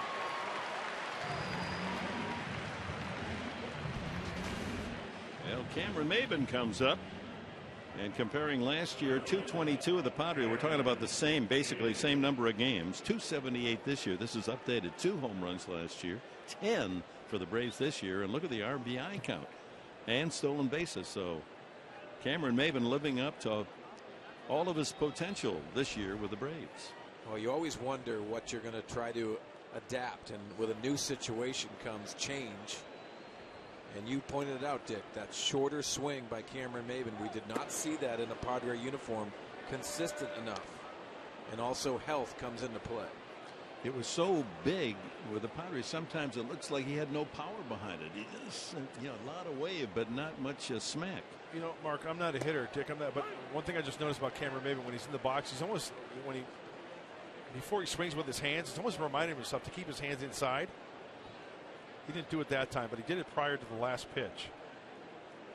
When he does that thing with his hands, kind of keeping his hands inside the ball. Is that like a little reminder, maybe, Mark? It is. Let's see if he does it here. And trying to stay inside the baseball. And I think they fought right there. Cameron Maybin. Yes, that's the movement that you want to have. And he's trying to get that muscle memory feeling that he's worked with the hitting coaches of Atlanta. So the hands tight to the body. And 3-1. But when you shorten your swing, you give yourself more time as a hitter. And more time means that you can see that slider. Padre fans remember Cameron Maybin getting out of the strike zone so many times. You have a long swing, leg kick, no leg kick. It's all timing aspects, and now he looks like he simplified it. Ground ball sharply into left field. And Maybin 2 for 3. That brings up Markakis.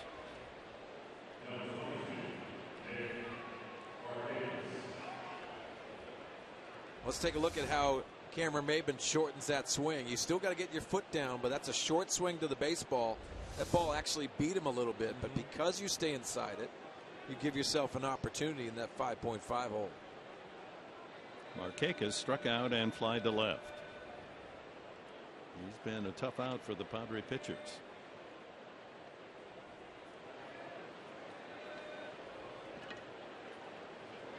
14 games against San Diego pitching, hitting .351 prior to tonight.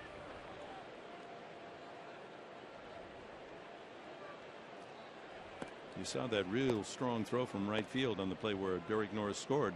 No surprise. He was a terrific pitcher in his youth.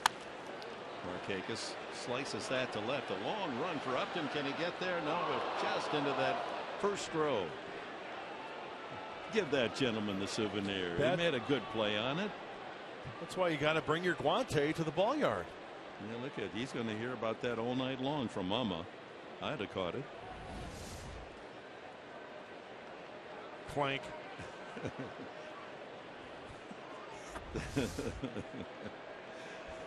Hang in there, pal. It's not your fault. He said, now, if you weren't talking to me all the time, I'd have caught it. Exactly. You broke my concentration. 0-2 the count. Fastball up. And he doesn't chase. Back to Markakis, and when he was drafted by the Orioles in the first round, he was throwing 96-mile-an-hour fastballs, but they liked his bat better.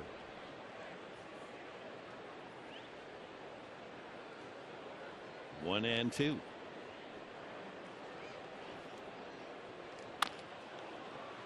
Not hit very well. Ray goes to first base. He didn't really have a good shot at second. So 2 away, and it's time to check the Cholula flamethrower. And with Colin Ray on the mound, the Cascade Kid, 93. What's that, Mark Sweeney? You know what it is. It's hot sauce. Do you know where I can find some fish tacos? I know. I found out. Where? Right up near the Western Metal Supply Company building. Right around that corner. Great fish tacos. Can't with go Cholula. wrong. Hot sauce. You know, the food here is excellent. From my friends and fans who come, and they tell me, you know, along with it being a great to come out and see a ball game, perfect conditions, that, I mean, you don't go home hungry. Good stuff. Brzezinski has grounded twice to short. Good play made by Jerko the last time. Whoa, the little high and outside on the changeup. 4-1 Padres. Maben at second base with 2 out here in the 6th. One has to figure that this is the last inning for Colin Ray. Try to get out of it with allowing only 1 run. Well, I thought you made a good point today, Dick, on the pregame, is the composure and what Colin Ray has really shown in that first start. You're seeing it tonight, too. That play that he thought he had Cameron Maben at second base, he makes the right decision going to first base, but that calmness on the mound is very impressive. You need to have that. I like the way he stands tall. I mean, not just because he's 6'5", but just his carriage exudes young confidence. 1-1. Seems like a kid who's got great confidence in his ability and also doesn't ride the roller coaster of emotions.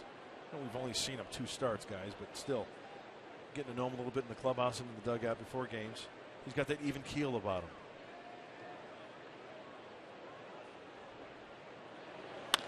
Line drive, base hit. Maben on his way home, and the play is really cut off here. And it's 4-2. As Brzezinski delivers a solid single to center field. His 38th run batted in. That'll bring the tying run to the plate.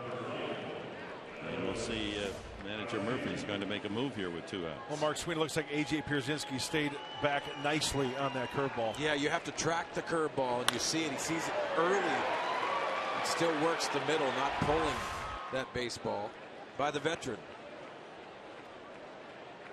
And here comes, as one might have expected, manager Murphy with a terrific effort from Colin Ray. 2 outs here in the 6th inning. The Braves have cut the lead to 4-2. Murphy takes the ball, and the 25-year-old from Cascade, Iowa, another good outing. He's 2 for 2.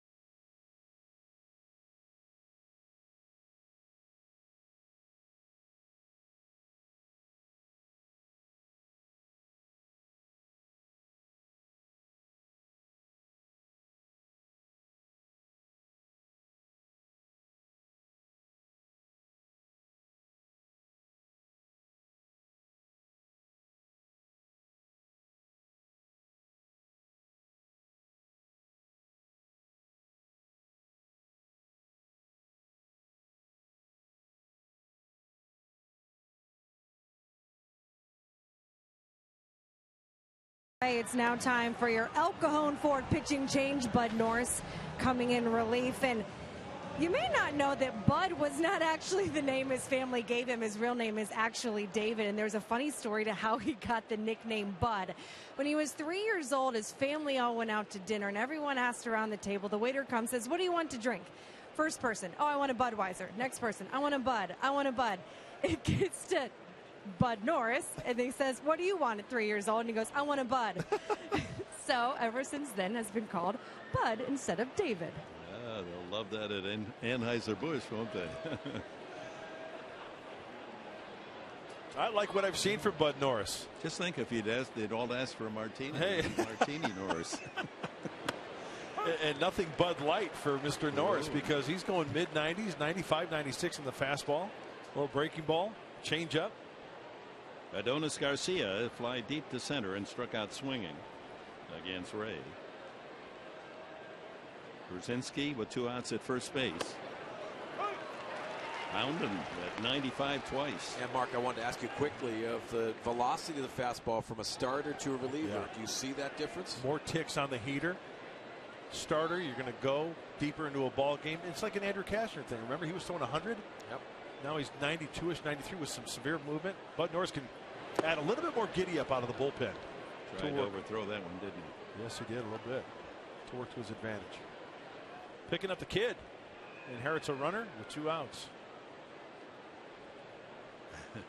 Wide-eyed look of the rookie.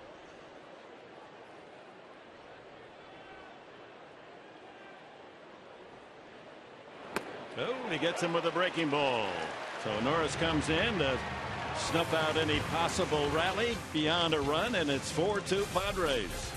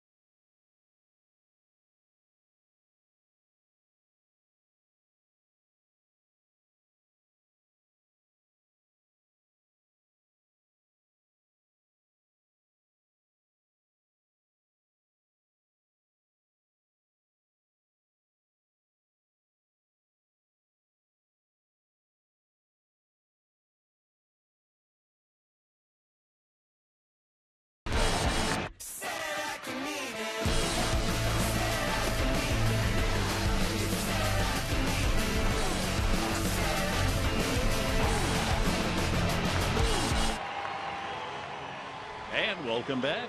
Colin Ray goes 5 2/3 innings tonight, gives up a couple of runs and 5 hits, leaves with the Padres in front 4-2. Norris gets the final out, and we move to the home half of the 6th. Jerko, Norris, and Venable to bat.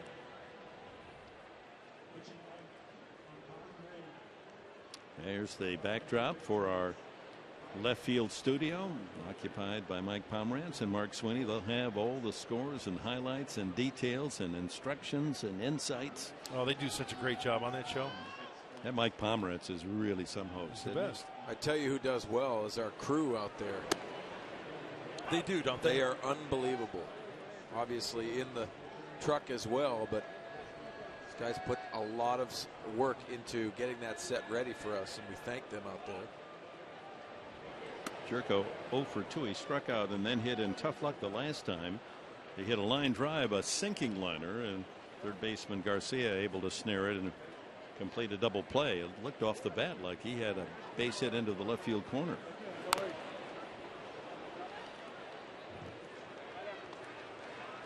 Padres 4 runs on 7 hits, including Matt Kemp's 14th home run, a solo shot. The Braves 2 runs, 5 hits, including Maven's solo home run.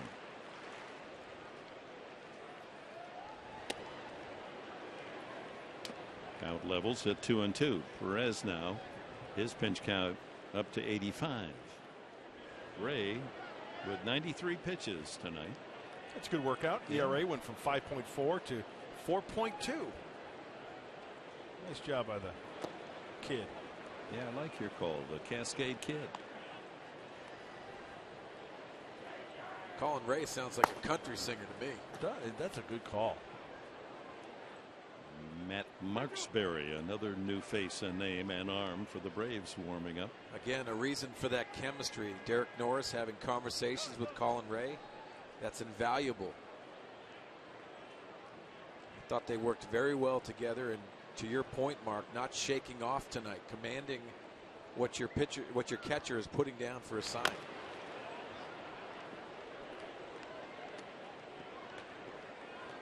How about those Chicago Cubs, gentlemen? 9-game winning streak was snapped by Chris Sale of the White Sox, but the Cubs staying in contention. St. Louis leading Pittsburgh by 2.5. The Cubs are 7.5 back.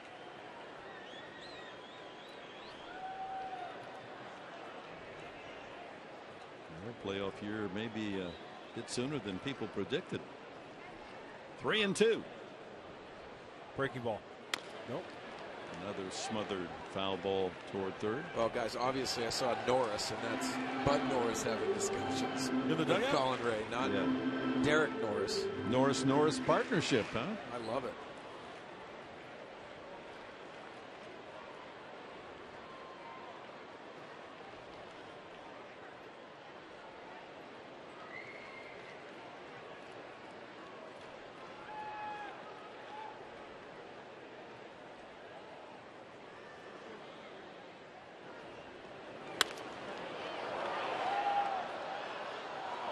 Jed Jerko, if you're just joining us, making his first ever professional start at shortstop. Look at this play. Going to his left and firing on the run. We've seen him do that second base. Accurate throw. How about this one? Diving. How about the accuracy? Yes, very accurate throw. Ball Nice. 4. That's a good at bat, leading off the 6th. 4 walks now from Perez.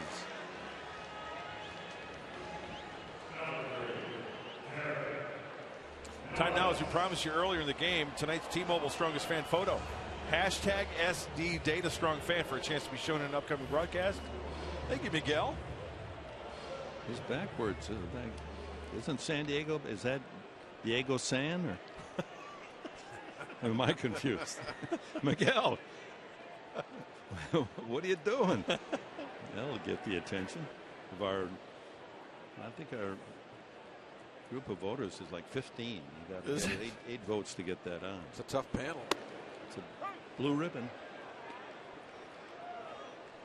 Derek Norris, the infield swinging bunt single to knock in a run and a fly ball to left.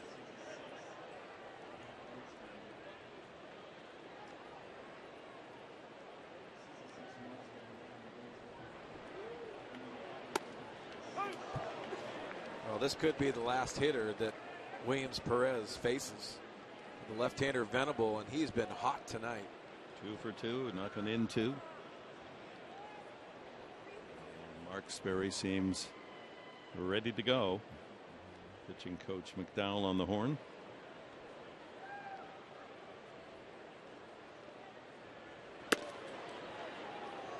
One and 2.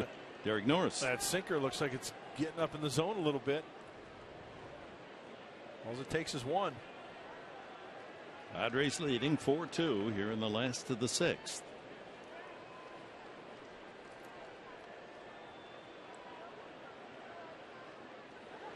That ball drilled to left center field. And it is caught by Michael Bourne. What a play. This is going to be a double play. Here comes the relay. And Jerko is easily retired on a brilliant catch by Bourne. He intercepted that ball on a perfect line, and with his speed able to take extra bases away from Norris. 7-6-3, the third double play tonight for Atlanta. Well, what a catch by Michael Bourne, going to his left and going over the shoulder. Yeah, and reaching out and making a nice play on the warning track. Williams Perez is loving that effort. Jed Jerko, if you're the base runner, you don't have to go around second base right there. He committed. He got doubled off at first base. 3 double plays for the Braves, 2 of them on fly balls. A line drive double play off the bat of Jerko. Now that long drive by Norris turned into a double play. Mark, is that one? That's a great point you just made. Is it fair to say that on that play, because chances are if that ball caroms off the wall, you're probably going to score, but maybe stop at second base, maybe there? Yeah, and the read is rather than that way? The read is at second base. Once you commit yourself, it's very difficult. You have to tag second base again to get back to first, but at worst, you're at second and third with no outs if that ball is past him.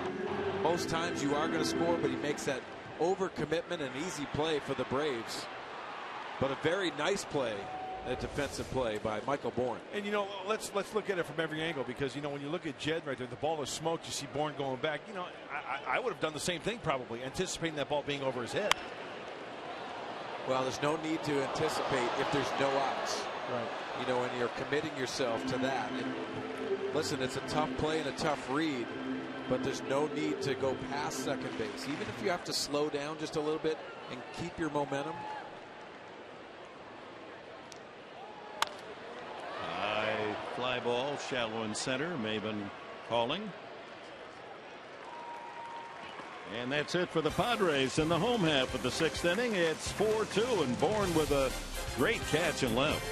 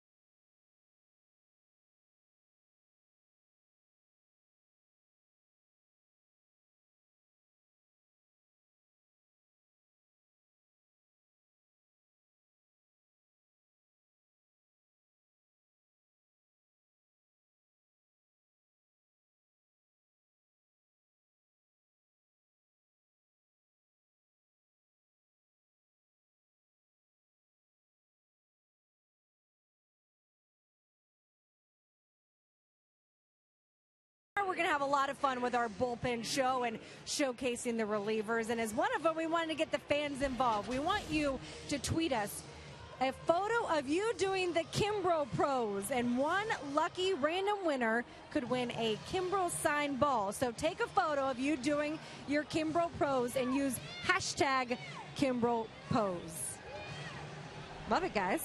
Love it. Yeah, that'd be a nice little souvenir. And I noticed Mark Grant was working on that pose as he first heard the news about. Is that looking pretty good? Yeah.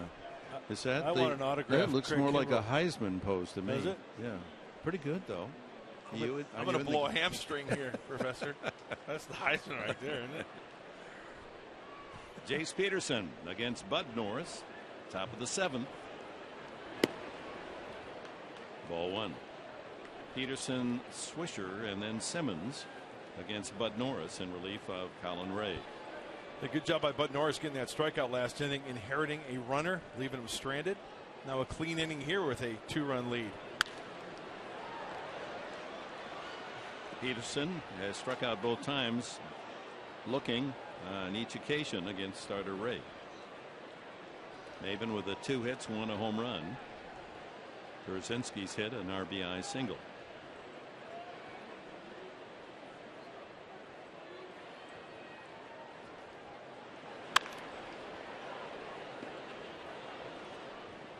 He's got a good slider as well, sporting tonight, Bud Norris. Nice tight slider at 87, keeping it down.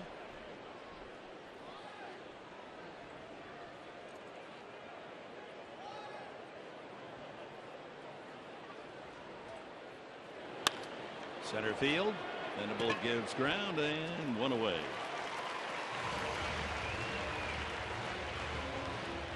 $23,716 at Petco Park on this Monday night. Hope to see you out here tomorrow night. James Shields against Matt Whistler, the former Padre. The youngster is 5-2.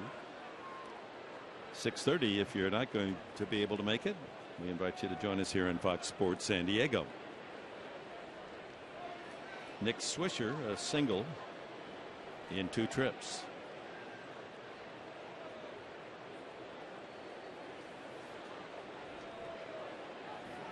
So if the ball is thrown and hits his batting glove, does he take first base?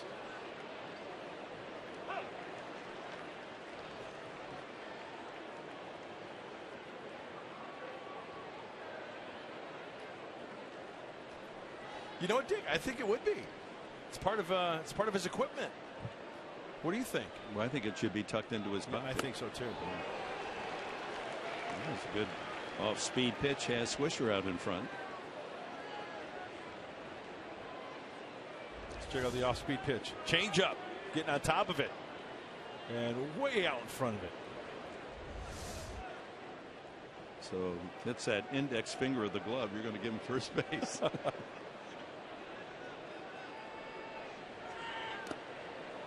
1-2.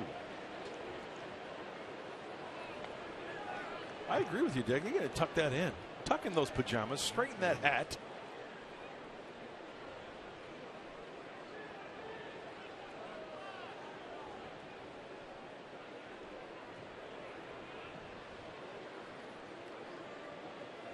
He'd be a good basketball player with that name, wouldn't he? Swisher? Yeah. 2-2. I'm sure Nick Swisher was an all-around great athlete when he was a youngster, playing all sports. He looks like he's that type of guy.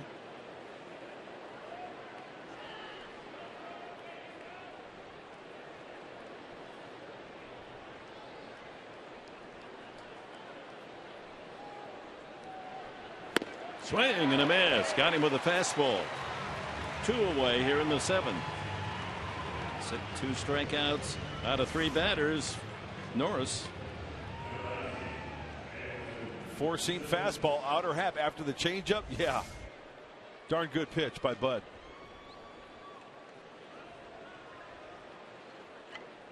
And Drelton Simmons, a single and a force out.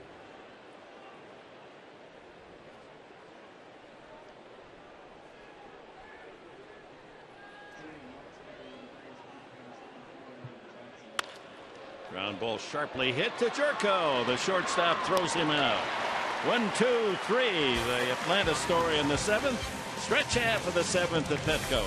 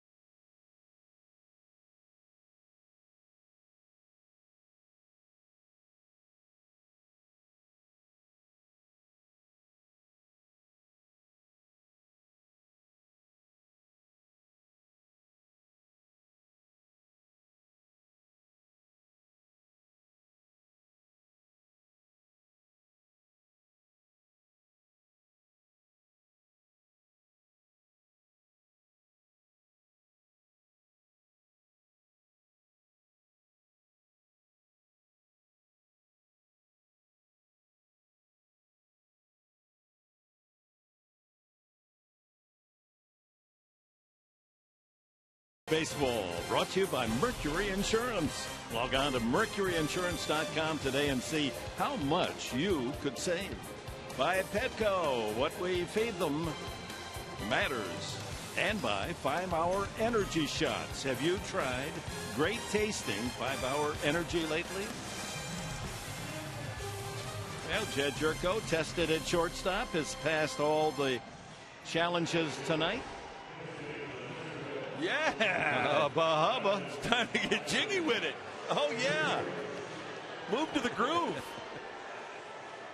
Shake the groove thing. Yeah, see it, a little dance at the postgame show. Well, Williams Perez, a workhorse, going into the bottom of the 7th inning with 99 pitches. Melvin Upton Jr. will be the pinch hitter.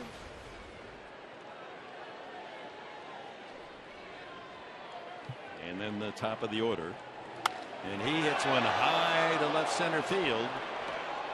Room out there for Bourne. And one away. Solarte 0 for 3 tonight. This copyrighted telecast is presented by authority of the San Diego Padres and may not be reproduced or retransmitted in any form, and the accounts and descriptions of this game may not be disseminated without the express written consent of the San Diego Padres. So 100 pitches for Williams Perez, and with switch hitting Solarte coming up, manager Freddie Gonzalez goes out, and Matt Marksberry, the young left-hander, jogs in from the bullpen.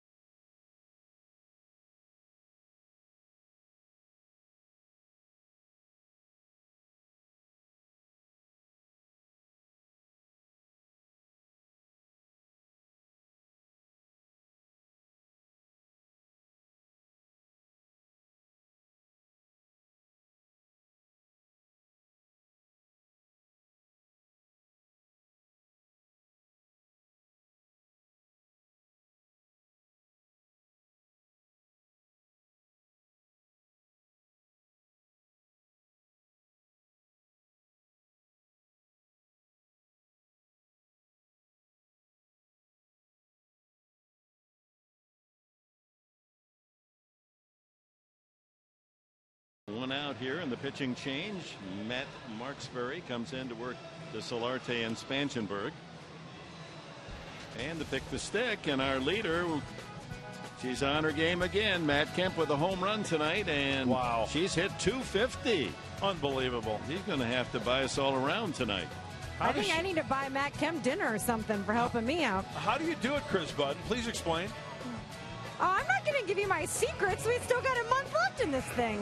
Going high pitch on me. Oh, yeah. Leading by 16 points, according to my math. 6 more than when we started today, Mark Grant. I've got some work to do. It's called women's intuition, Mud. Oh, it's beginner's luck. Yeah. Beginners. I finished last year. She learned quickly, though, didn't she? Here's the 9th appearance of the year for Marksberry. I think Chris went to winter ball this offseason and worked on it in Dominican Republic, picked the stick, and it's paying off.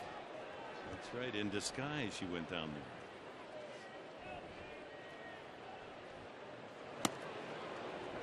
there. 0-2 to Solarte. Clint Barmas is in the on-deck circle, and Joaquin Benoit gets ready, the 8th inning specialist.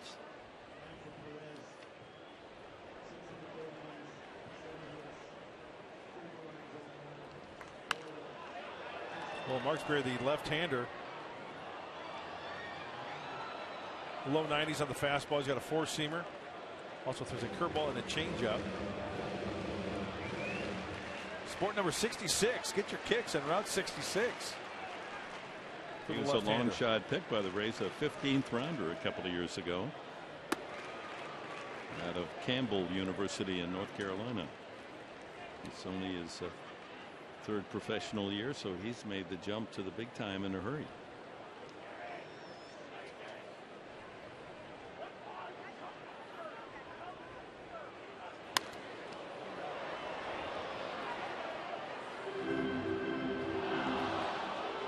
Here's one I know you can't come up with a nickname. Okay. Campbell University. The Soups. The Soup Bowls. Well, that's pretty, that's reasonable. Reasonable guess. You would never guess this. What's the first letter? C. The Camels. Yeah. Is it really? Yeah. I just took a wild guess. Now, the only way I can figure North Carolina and a camel is that cigarettes in the old days. The big tobacco farms in Carolina. Gaylord Perry went there. Really? I did not know that. They were the Soups then.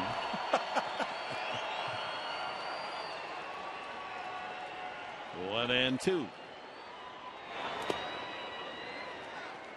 Hitting right-handed for the first time.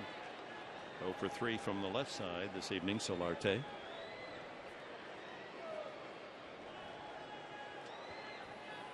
I wonder if it was a dromedary or a Bactrian camel. We'll have to find out. Of course, one hump, two humps. Solarte, a wave and a miss. 2 away. This is Major League with the spike curveball from Marksberry. Marksberry going Ricky Vaughn with the glasses. Clint Barmas will hit for Svangenberg. Corey grounded out twice and flied out.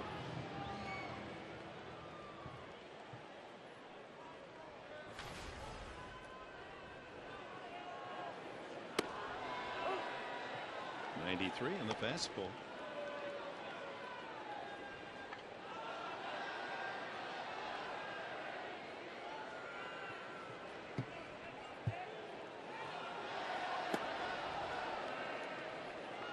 As a pinch hitter, Barmas 2 for 14.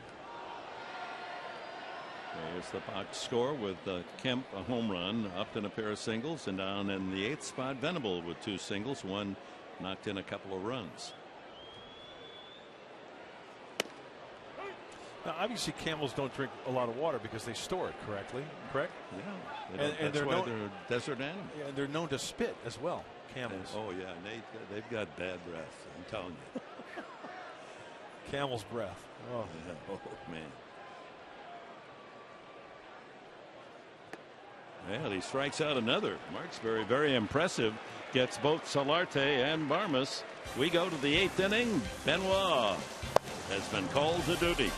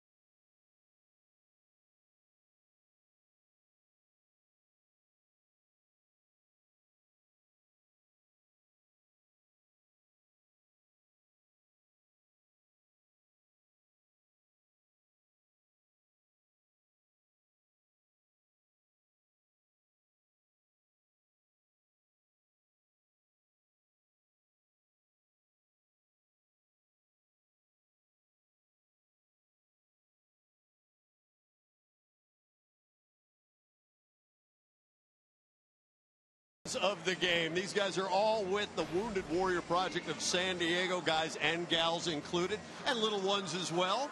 Here saying hello, enjoying a Padre game, and doing such great work. Folks, collectively, thank you all so much for your service. We greatly appreciate everything you do, helping Wounded Warriors assimilate and get back into the flow of civilian life when these troops come back from overseas and support the home front as well. So with their thanks, we appreciate everything, guys. Hope you're enjoying the ball game. Thank you. Speaking of the ball game, we're working on Padres Live, the post-game show brought to you by Cox Communications. Colin Ray, another solid outing. Another solid outing from Colin Ray, and that was really a good sign tonight. This youngster is impressive because of his composure. Saw the cutter into Jace Peterson, and then again the two-seamer to finish off Jace with a different movement. But the strikeouts again tonight came into play, but I love his composure on the mound, and again he goes deeper in the ball game.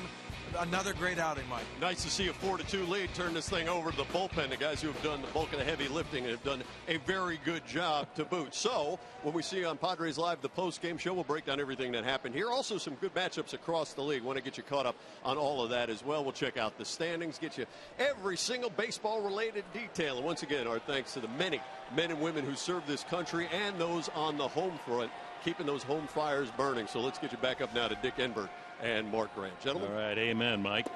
As Joaquin Benoit comes in his usual spot, the top of the 8th inning, or the 8th inning of a game. Opposing batters hitting only 148. He's been Mr. Reliable, no doubt about it. You see the numbers, his 52nd game. Pedro Ciriaco, does that name sound familiar, fans? Was with the Padres late in the season a couple of years ago, and he's done a terrific job as a pinch hitter with Atlanta this year. He's third best in the majors with 10 pinch hits, 10 for 30.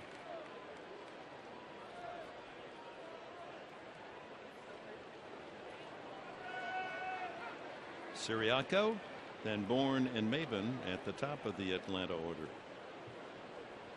Varmus stays in the game at short, and Jerko moves to second.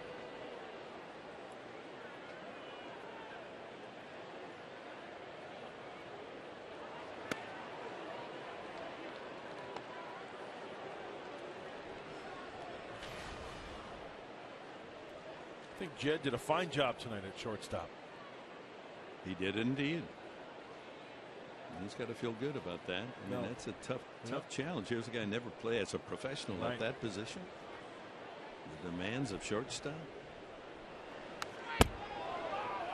Ciriaco with a good cut. 2-2.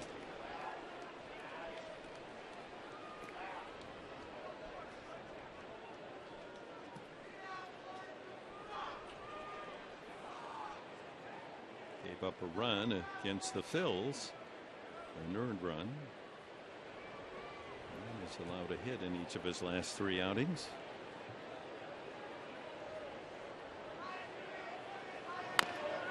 Yeah, I look at the line of Joaquin Benoit, his season line. I mentioned it earlier. This is his 52nd game. He's gone 49 2/3. Only 25 hits. And as Dick, as you mentioned, it's worth mentioning again. Opponents only hitting 148 off Joaquin. And I think right-handers are hitting like 100 against him.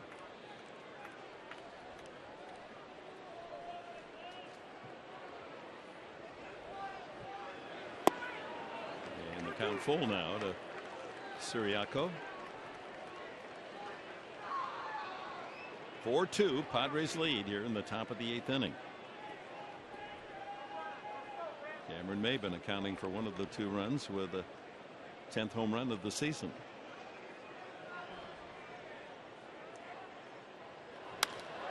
Drive to left field. That's going to chase Upton back and makes a one-handed catch.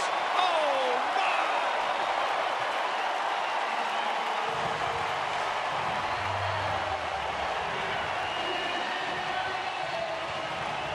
That's like a wide receiver going deep, knowing that safety's going to come up and crush you when you get the ball. Upton takes on the left field wall, and the wall is the loser. And so is Ciriaco. What a catch. Highway robbery. Great concentration. You want me on that wall. You need me on that wall. Nice catch, Justin Upton. And his teammates love it. Darren Balsey, even the pitching coach. Picking up his pitcher, Joaquin Benoit. Thank you very much. Michael Bourne takes a strike. That was pretty. Yeah, you've got to have courage to play the outfield. Yes. You know that wall's coming. Not a lot of give out there on that left field wall. He took on the wall and the side wall in Milwaukee and with his jaw, remember? That's right. 0-2, 95 on the fast. Somewhere up in heaven, Jerry Coleman, the Colonel, is hanging a star. That's for sure. Way to go, Justin. You bet.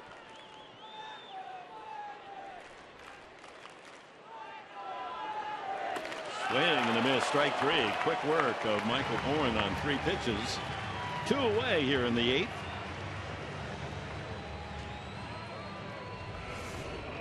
Oh, it's the Foch changeup from Joaquin Benoit. Swing and a miss. Cameron Maben, after grounding to short, hit a home run to left field, his 10th of the year, and singled to left and scored the 2nd run for the Braves. Only the 3rd time he's faced Benoit. I mean, that is so huge, that catch, and we all know that, Dick, because, you know, no runners on base. You don't bring that tying run up to the plate. Amazing. And it's diffusing to the opponents. You know, instead of a guy standing on second base, no one out. They're shaking your head wondering how in the world did he make that play. You know what that is? Hang. A big league hang with him. Oh, big league hang with him. Yeah. Well done, Justin Upton. All the elements to win a ball game. You got to have something to go with pitching and hitting. And defense outstanding tonight. Strike on the outside edge. 1-2. That is paint. He may have gotten a call that ball off just a little bit, but you know what? Earlier, remember Laz Diaz? He was calling that ball off the plate to the right-handers. Nice frame job by Derek Norris.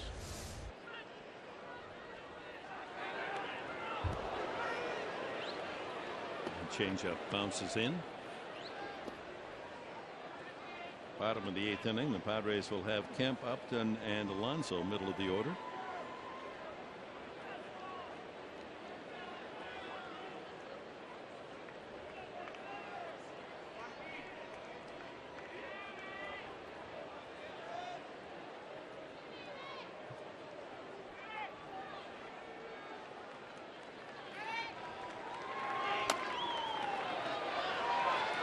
Benoit. Oh, he just did get Maben flying up the line. 1-2-3, but the hand is for Justin Upton as he jogs in for left field for this catch to deny the pinch hitter Siriaco of extra bases.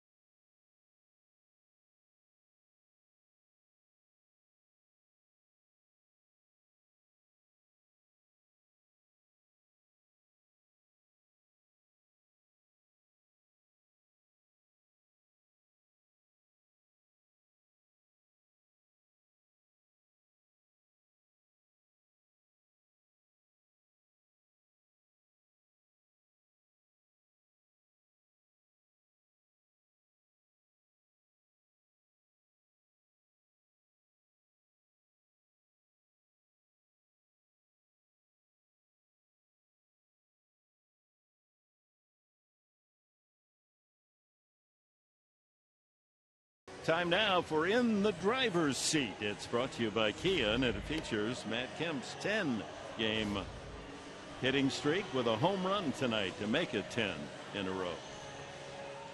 And he goes the opposite field for the homer. He got a two-seamer up from Williams Perez and let that ball travel a little bit in the inside part of that ball and sending it to the jack deck. And his mom in attendance clapping for her son. Mrs. Kemp, your son just went big fly. Nicely done. He's also walked tonight.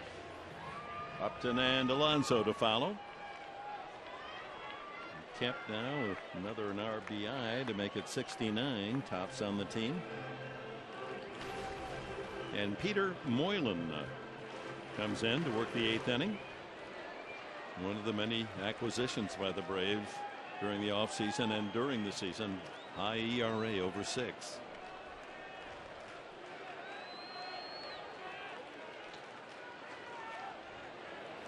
Side wheeler, ball 1. Yeah, works on the two-seamer, the sinker. Try to get that ground ball, fastball, the two-seamer slider, and a changeup.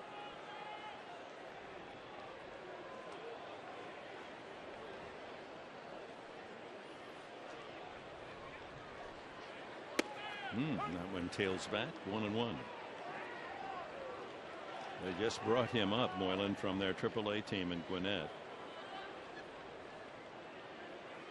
He missed all of last year. He's one of those that has recovered from Tommy John surgery.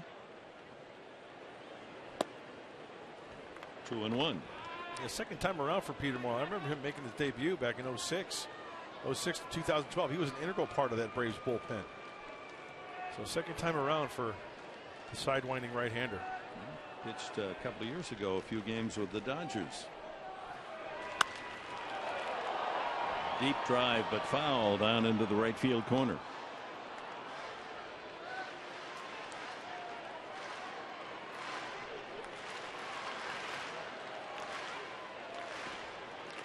Man with a Yankee cap next year. The preliminary schedule has both the Yankees and the Red Sox coming to Petco on weekends. Wouldn't that be nice? Very nice.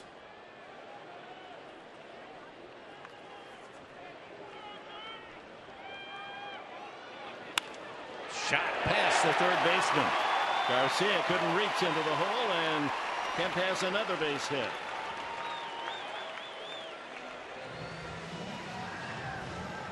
And time now for the Bill Howe play of the game, and you can guess this one. Justin Upton gets back in a hurry, defies the wall, and makes the catch.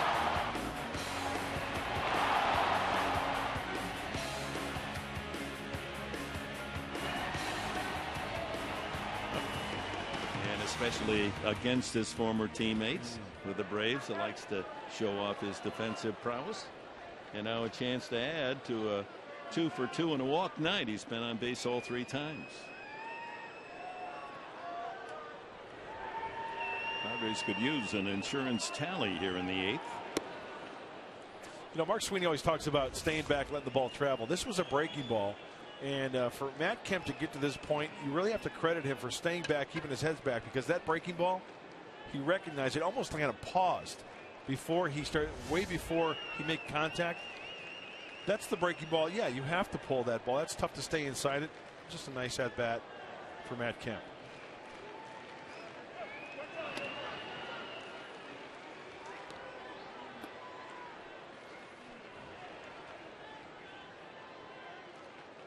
Craig Kimbrell getting ready for the 9th inning.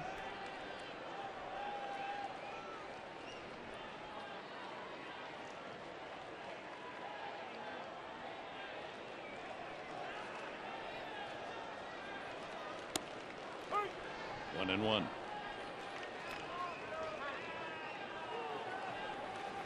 Odrisamer Despaigne is up. He's the long man now. If the Padres add on here, they tack on 2 or 3. And he comes in. Right? Yeah. Get some work.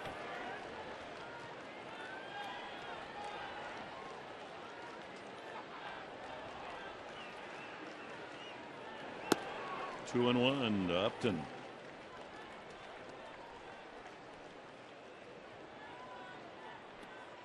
Looking ahead to the 9th inning, Atlanta has the meat of the order. Markakis, Brzezinski, and Garcia to bat.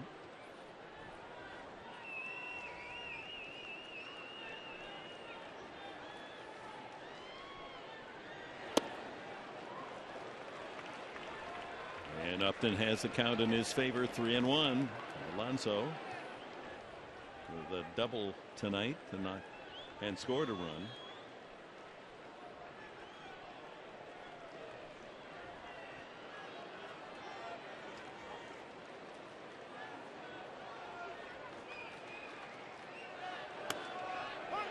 Caught the inside corner. In the old days, we used to call that the in-shoot. Yeah. You throw it sidearm and throw it on the seams. And wasn't there also like an upshoot and a downshoot? Yeah, well, if you got way underneath in submarine. Yeah. Full count. Let's see if Kemp is in action on this. Maybe not, and that Upton does strike out a lot.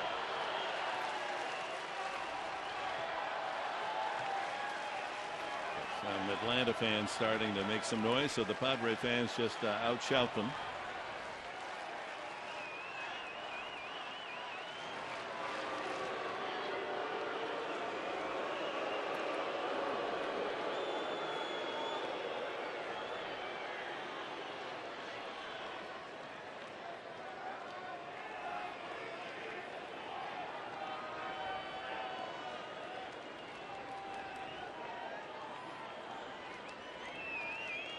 Kemp with a safe lead.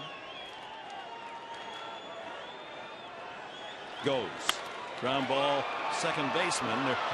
He's safe there and out at first base. No, they're going to call him out at second base. Wow, it appeared that Upton, or Kemp rather, might have been able to get there before a risky play by Peterson on the flip to Simmons. But that is the 4th double play of the night turned by Atlanta. That was a very difficult and tough gamble. Here it looked like Kemp's going to beat it, but he didn't. Now Simmons skips across the bag and completes the 4-6-3 double play. And with Moylan being the ground ball pitcher, you get that sinker hit on the ground trying to stay out of the double play. Nice turn by the Braves. Considering Kemp was running on the play, that really made it a difficult call for Peterson. Alonso then with the bases empty.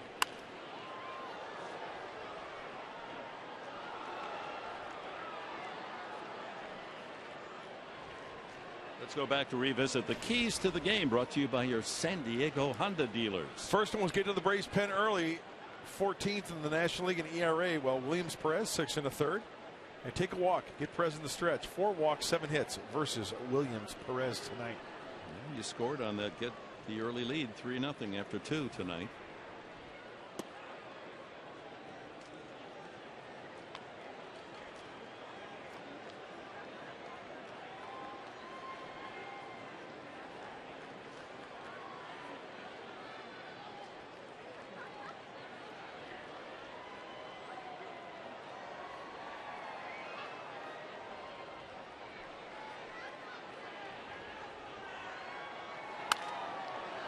Out of play.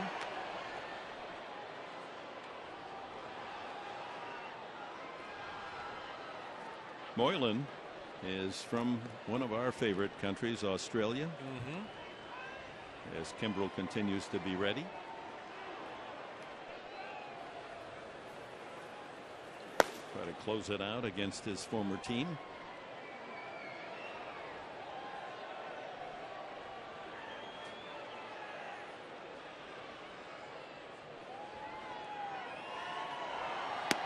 In fact, I heard when Moylan signed with the Braves, when he came into the big leagues, on his game pants, he wanted his pockets in front.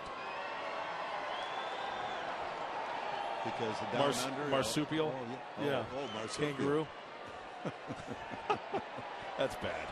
I know. We go try. Come on. High fly ball to right field. Does it have enough distance? Yes, it does. Touch 'em all. Number 5 for Yonder Alonso.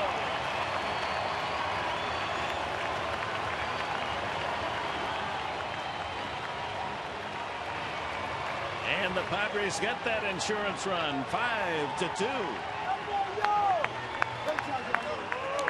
Oh, what a great swing from Yonder Alonso. Moylan tries to throw. There it is. It's a two-seamer up. We talked about it all night. Williams Perez, get him up. Yonder Alonso, and Dick, you mentioned vibration. No vibration at all on that swing, on that bat. On the sweet spot, and a sweet result. Cuidado, piece of Mojado. First throw of the Jack Deck, and that's plenty long enough. That's a beautiful swing. Jerko has struck out, lined into a double play, and walked. Yeah, it's a big run that gives Kimbrel a 3-run cushion should he come in to work the ninth.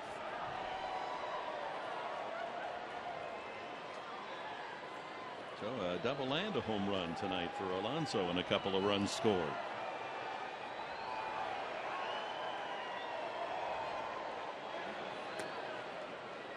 One ball, 2 strikes to the shortstop, Jed Jerko.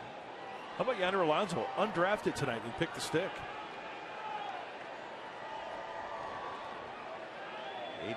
7 points. He did hit into a double play, so 7 points. That's a nice score. Center field, Maben back. That one was way up into the night. Final out of the 8th, but the Padres get a bonus run. Yonder Alonso lines one into the right field seats. Jack Deck for Alonso, and it's a 5-2 Padres lead.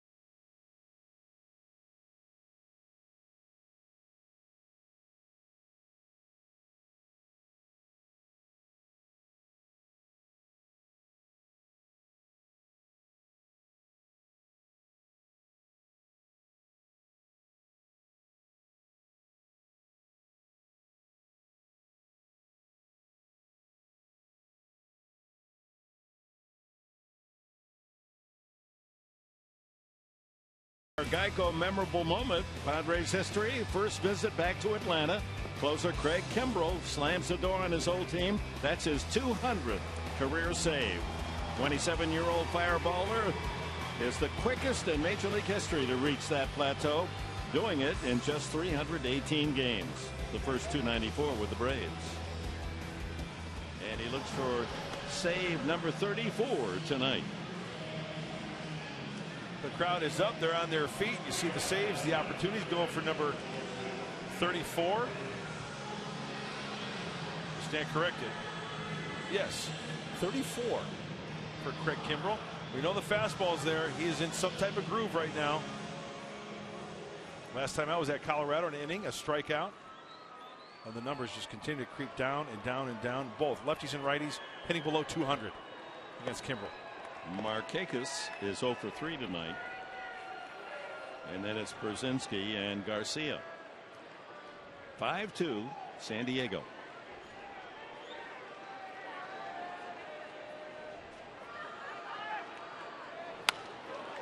Looking fastball, that's what he got at 97. And Dick, with that said, the outfield playing to go the other way on that high heater. The low heater, if they elevate it. Justin Upton in left field, playing over towards the left field line.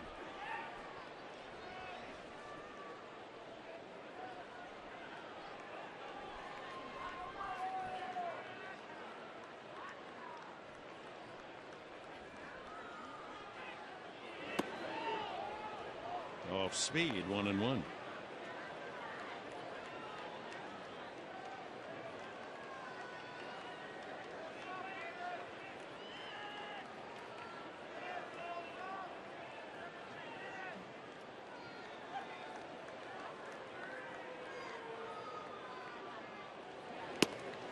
The breaking ball hangs outside, 2-1.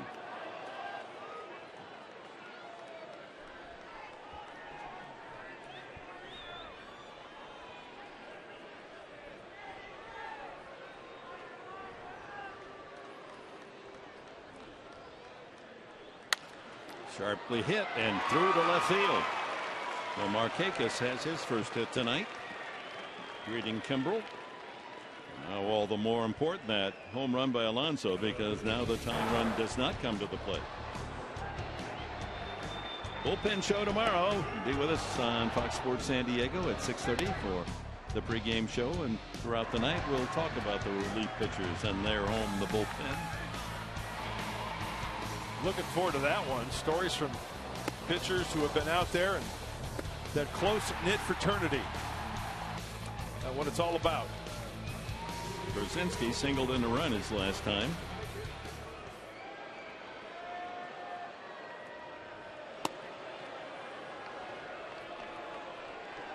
A little off on his control here for the first two batters, Kimbrel.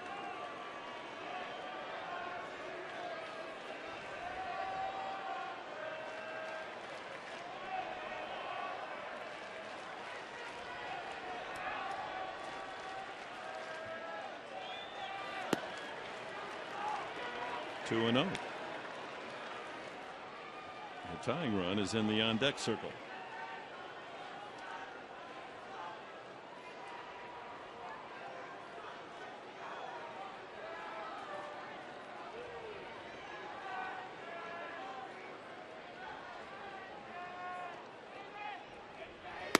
Three and 0. A little wobbly. Markakis leads it off with a single, and now 3-0 to Brzezinski.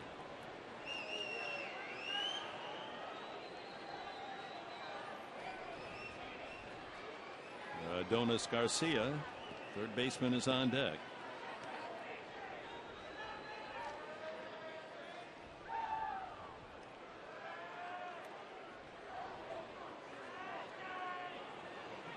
Oh, didn't throw him a strike. Looks like Craig kind of working underneath a little bit. That's when you see the high fastball up and away. So the Braves bring the tying run to the plate here in the top of the ninth, with 2 on and no one out. Take a look at the last pitch from Craig Kimbrel. Working underneath it just a little bit and pushing it up and out of the strike zone. Barmas in to say something to Kimbrel. Get us a ground ball here. We're trying to turn 2 for you.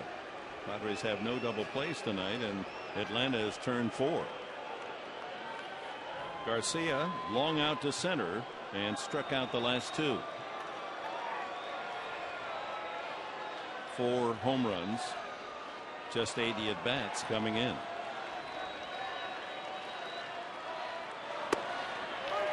Starts him with a breaking ball. And sometimes pitchers, when they're wild with the fastball, to get that release point out in front a little bit, they will flip up the breaking ball. Good result on that one.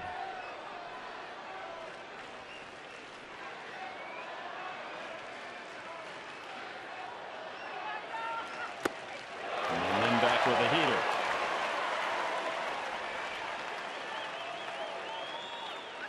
And that's hot sauce at 97 after the breaking ball.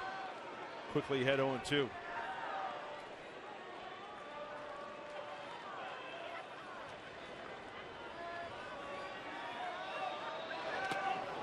Nice dig by Derek Norris. Wow. How did he come up with that one? Hard breaking ball like that has to reach across. Check this out again. Curveball. Take a pick at it. And this is real speed. Good luck. Leave it to Derek Norris. A ball, 2 strikes. Garcia. 2 on, no one out here in the Braves' ninth. How about a punchy right here? That's out. Off the auxiliary scoreboard. That's first. That's an emergency swing right there, Professor. That was located down and away.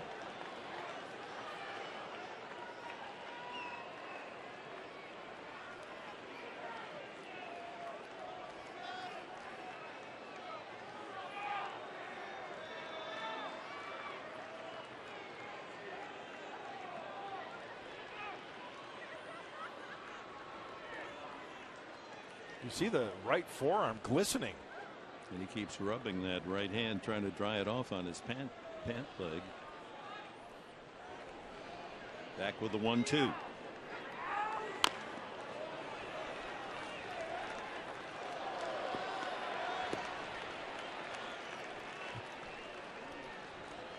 Jace Peterson follows here for the Braves.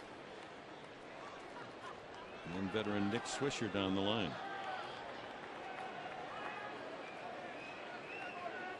Markakis at second, a leadoff single to walk to Przinsky.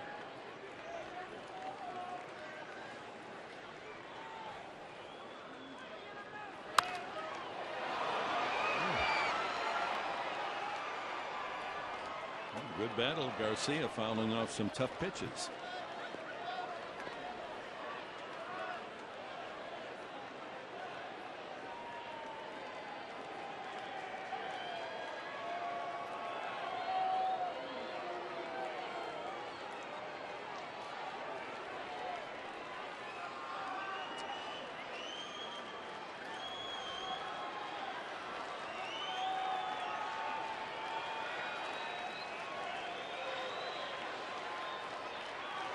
Struck him out. High fastball. One away.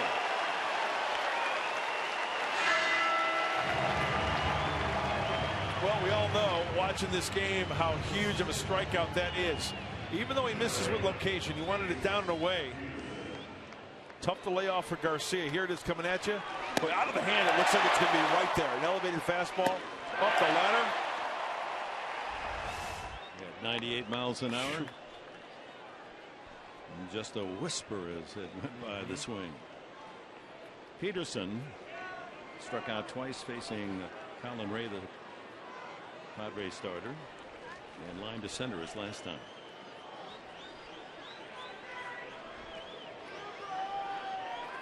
Good hitter with men in scoring position. He's got a man out there in Markakis.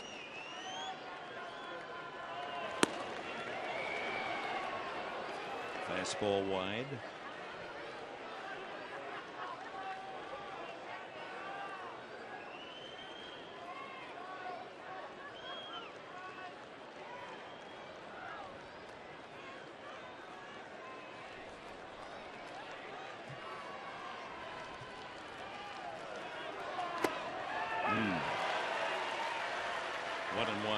Now that's the Craig Kimbrell we know, that knee-high fastball at 97, 98.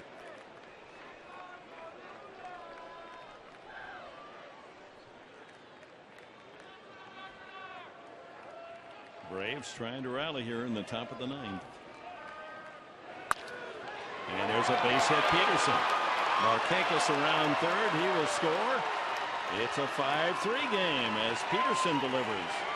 Well, you saw he's over 300 with runners in scoring position. Comes through again, and now the tying run on, and the go-ahead score comes to the plate.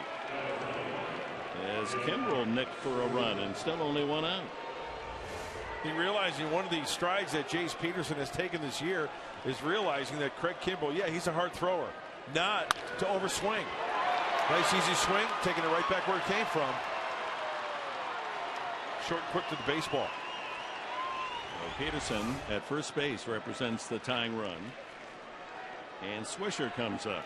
He's 1 for 3 with a single.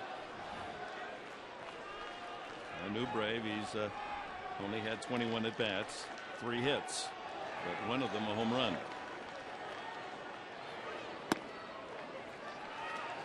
Starts him with a curveball missing.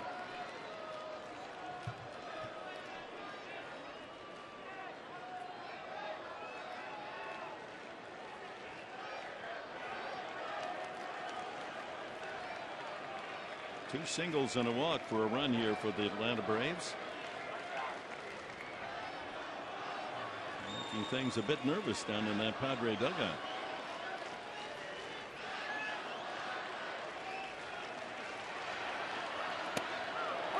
Another breaking ball for a strike.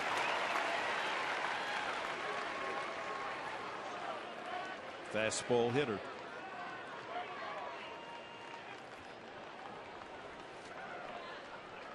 Simmons, the shortstop, on deck.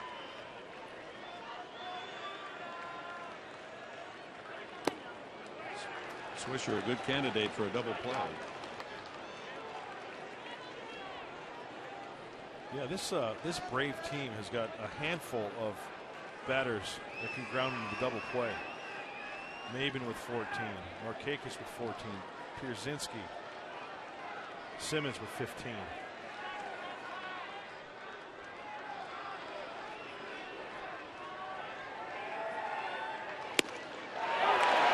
Oh, got a call. 2-2. Padres leading after 8. A perfect record, 45-0. Fastball, nice stick job right there by Derek Norris. It was off the plate, but his glove did not move. The Padres, in fact, have won 76 straight games when they lead after 8 innings. That in jeopardy here. 2-2. Goes back to the breaking ball.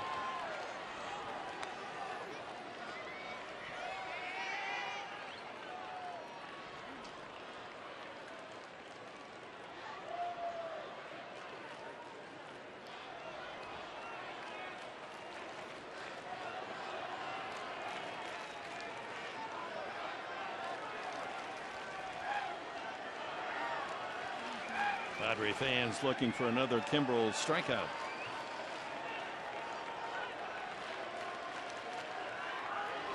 Ooh, way upstairs and a full count. And it's a breaking ball again that just didn't break. Boy, the guessing game between pitcher and hitter. If you're hitter 3-2, don't you have to think fastball? Absolutely. Here? I would. And that's what Swisher is, a fastball hitter. Let's see a series of signs with the runner on second base. You know, he may throw him a curveball. First sign after 2, I saw a 2 after a 2. I think it is a curveball. Nope. Swing and a miss. Fastball at 96. 2 huge strikeouts for Craig Kimbrel here in the 9th, trying to preserve the Padres lead. Swisher looks at a ball, it's a curveball, and he goes back to back. Now we're at 1-1. So he's got that breaking ball in the back of his mind. He's been missing with the fastball. Then he paints. Swisher hangs tough on the off speed. Another one way out. So that means that this one is going to get him. So it's bad pitch, good pitch, bad pitch, good pitch, bad pitch. Great result. And Swisher with a long walk, knowing that he swung at ball 4, but not a lot of time to adjust. Now down to the final out, and it's Andrelton Simmons, who has singled and grounded out twice.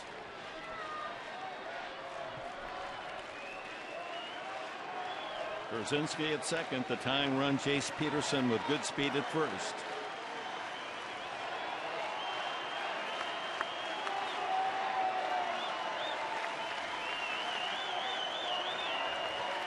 "26 pitches, near his season high.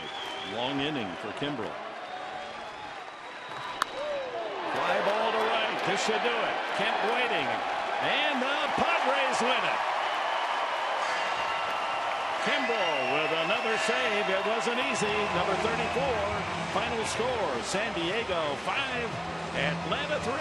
Here's Mike Pomerantz. Dick, thanks very much. When we see on Padres Live, the post-game show, you're going to hear from Pat Murphy. We're going to take a look at what might be a preview of the National League Championship Series. And we'll take another look at Jed Jerko's shortstop debut in moments.